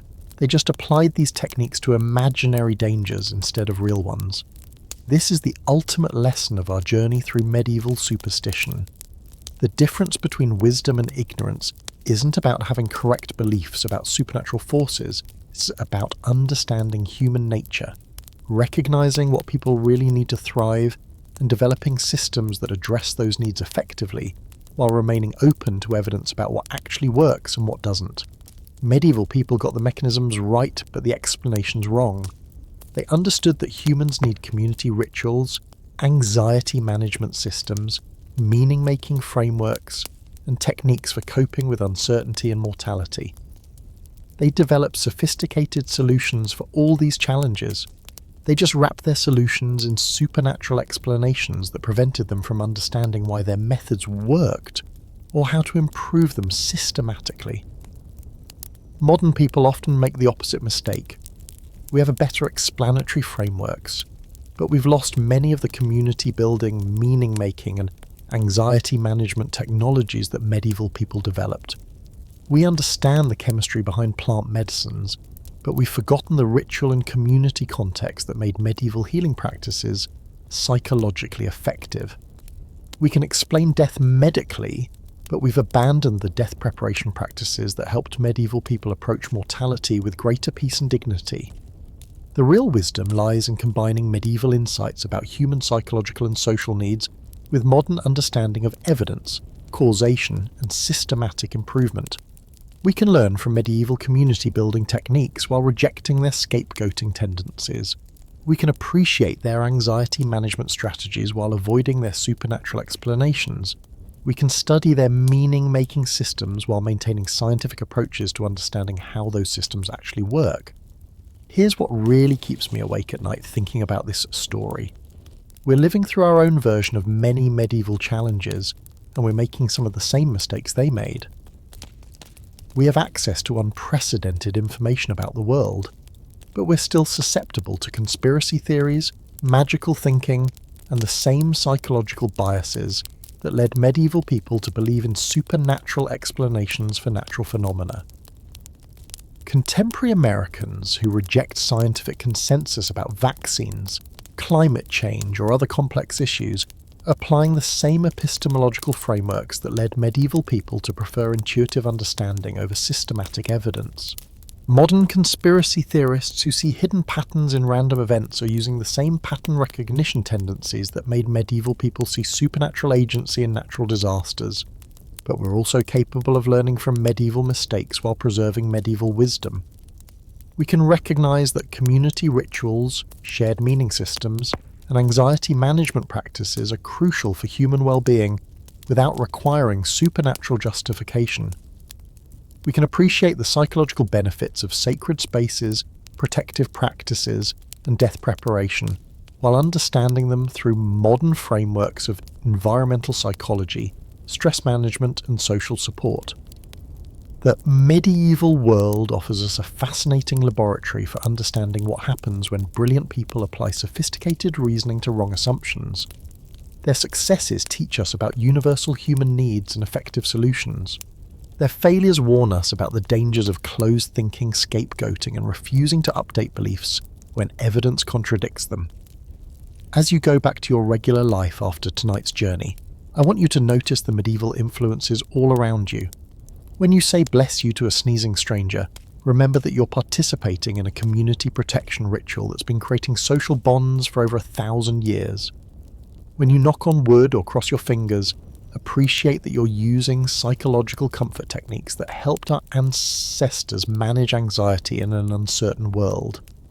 When you visit a museum, cathedral, or other special place that makes you feel connected to something larger than yourself, recognize that you're experiencing the same psychological benefits that drew medieval pilgrims to sacred sites across Europe. The human needs that drove medieval spirituality haven't disappeared. They've just found new expressions in modern contexts. But also remember to maintain the critical thinking that medieval people sometimes abandoned. Question explanations that seem too simple for complex problems. Be suspicious of anyone who claims to have secret knowledge that explains everything. Resist the temptation to blame convenient scapegoats for difficult challenges, and always remain open to evidence that contradicts your preferred beliefs, even when that evidence is uncomfortable or inconvenient. The medieval people we've met tonight were just like us. Intelligent, creative, anxious human beings trying to make sense of a confusing world and create meaningful lives for themselves and their communities. They succeeded in remarkable ways, and they failed in tragic ways. We can honour their successes while learning from their failures, extracting the wisdom from their experience while avoiding the mistakes that cause so much unnecessary suffering. As we conclude this extraordinary exploration of medieval superstition, I'm filled with gratitude for the opportunity to share these incredible stories with you. Tonight, we've travelled together through 7 centuries of human experience, witnessing the power of belief to shape reality, the persistence of psychological patterns across vastly different cultures, and the eternal human struggle to understand our place in a mysterious universe. Thank you for joining me on this remarkable journey through the medieval mind. Thank you for your curiosity, your engagement, and your willingness to see the complexity and humanity in people who lived in a very different world, but faced many of the same challenges we face today. The stories we've shared tonight are just the beginning of what history can teach us about human nature, social psychology, and the power of belief to shape civilizations. There are so many more incredible journeys waiting for us. Stories of ancient wisdom and modern folly, tales of brilliant discoveries and tragic mistakes, accounts of human courage and creativity that will amaze and inspire you. So stay curious, keep questioning, and remember that every generation thinks it has finally figured out the truth about reality. But history shows us that we're all just doing our best with the information and frameworks available to us. The medieval people we've met tonight thought they understood the world completely. Future generations will probably think the same about us. But that's what makes the human story so fascinating. We keep learning, growing, and discovering new ways to understand ourselves and our world. And sometimes, if we're very lucky, we get to share those discoveries with people who appreciate the wonder and complexity of the human experience. Until our next adventure through the hidden corners of history, sleep well, dream of Gothic cathedrals and medieval mysteries, and remember that the past is never really past.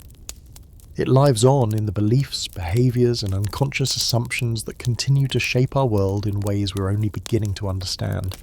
Sweet dreams, and thank you for being part of this incredible journey through the superstitions that shaped the medieval world and continue to shape ours.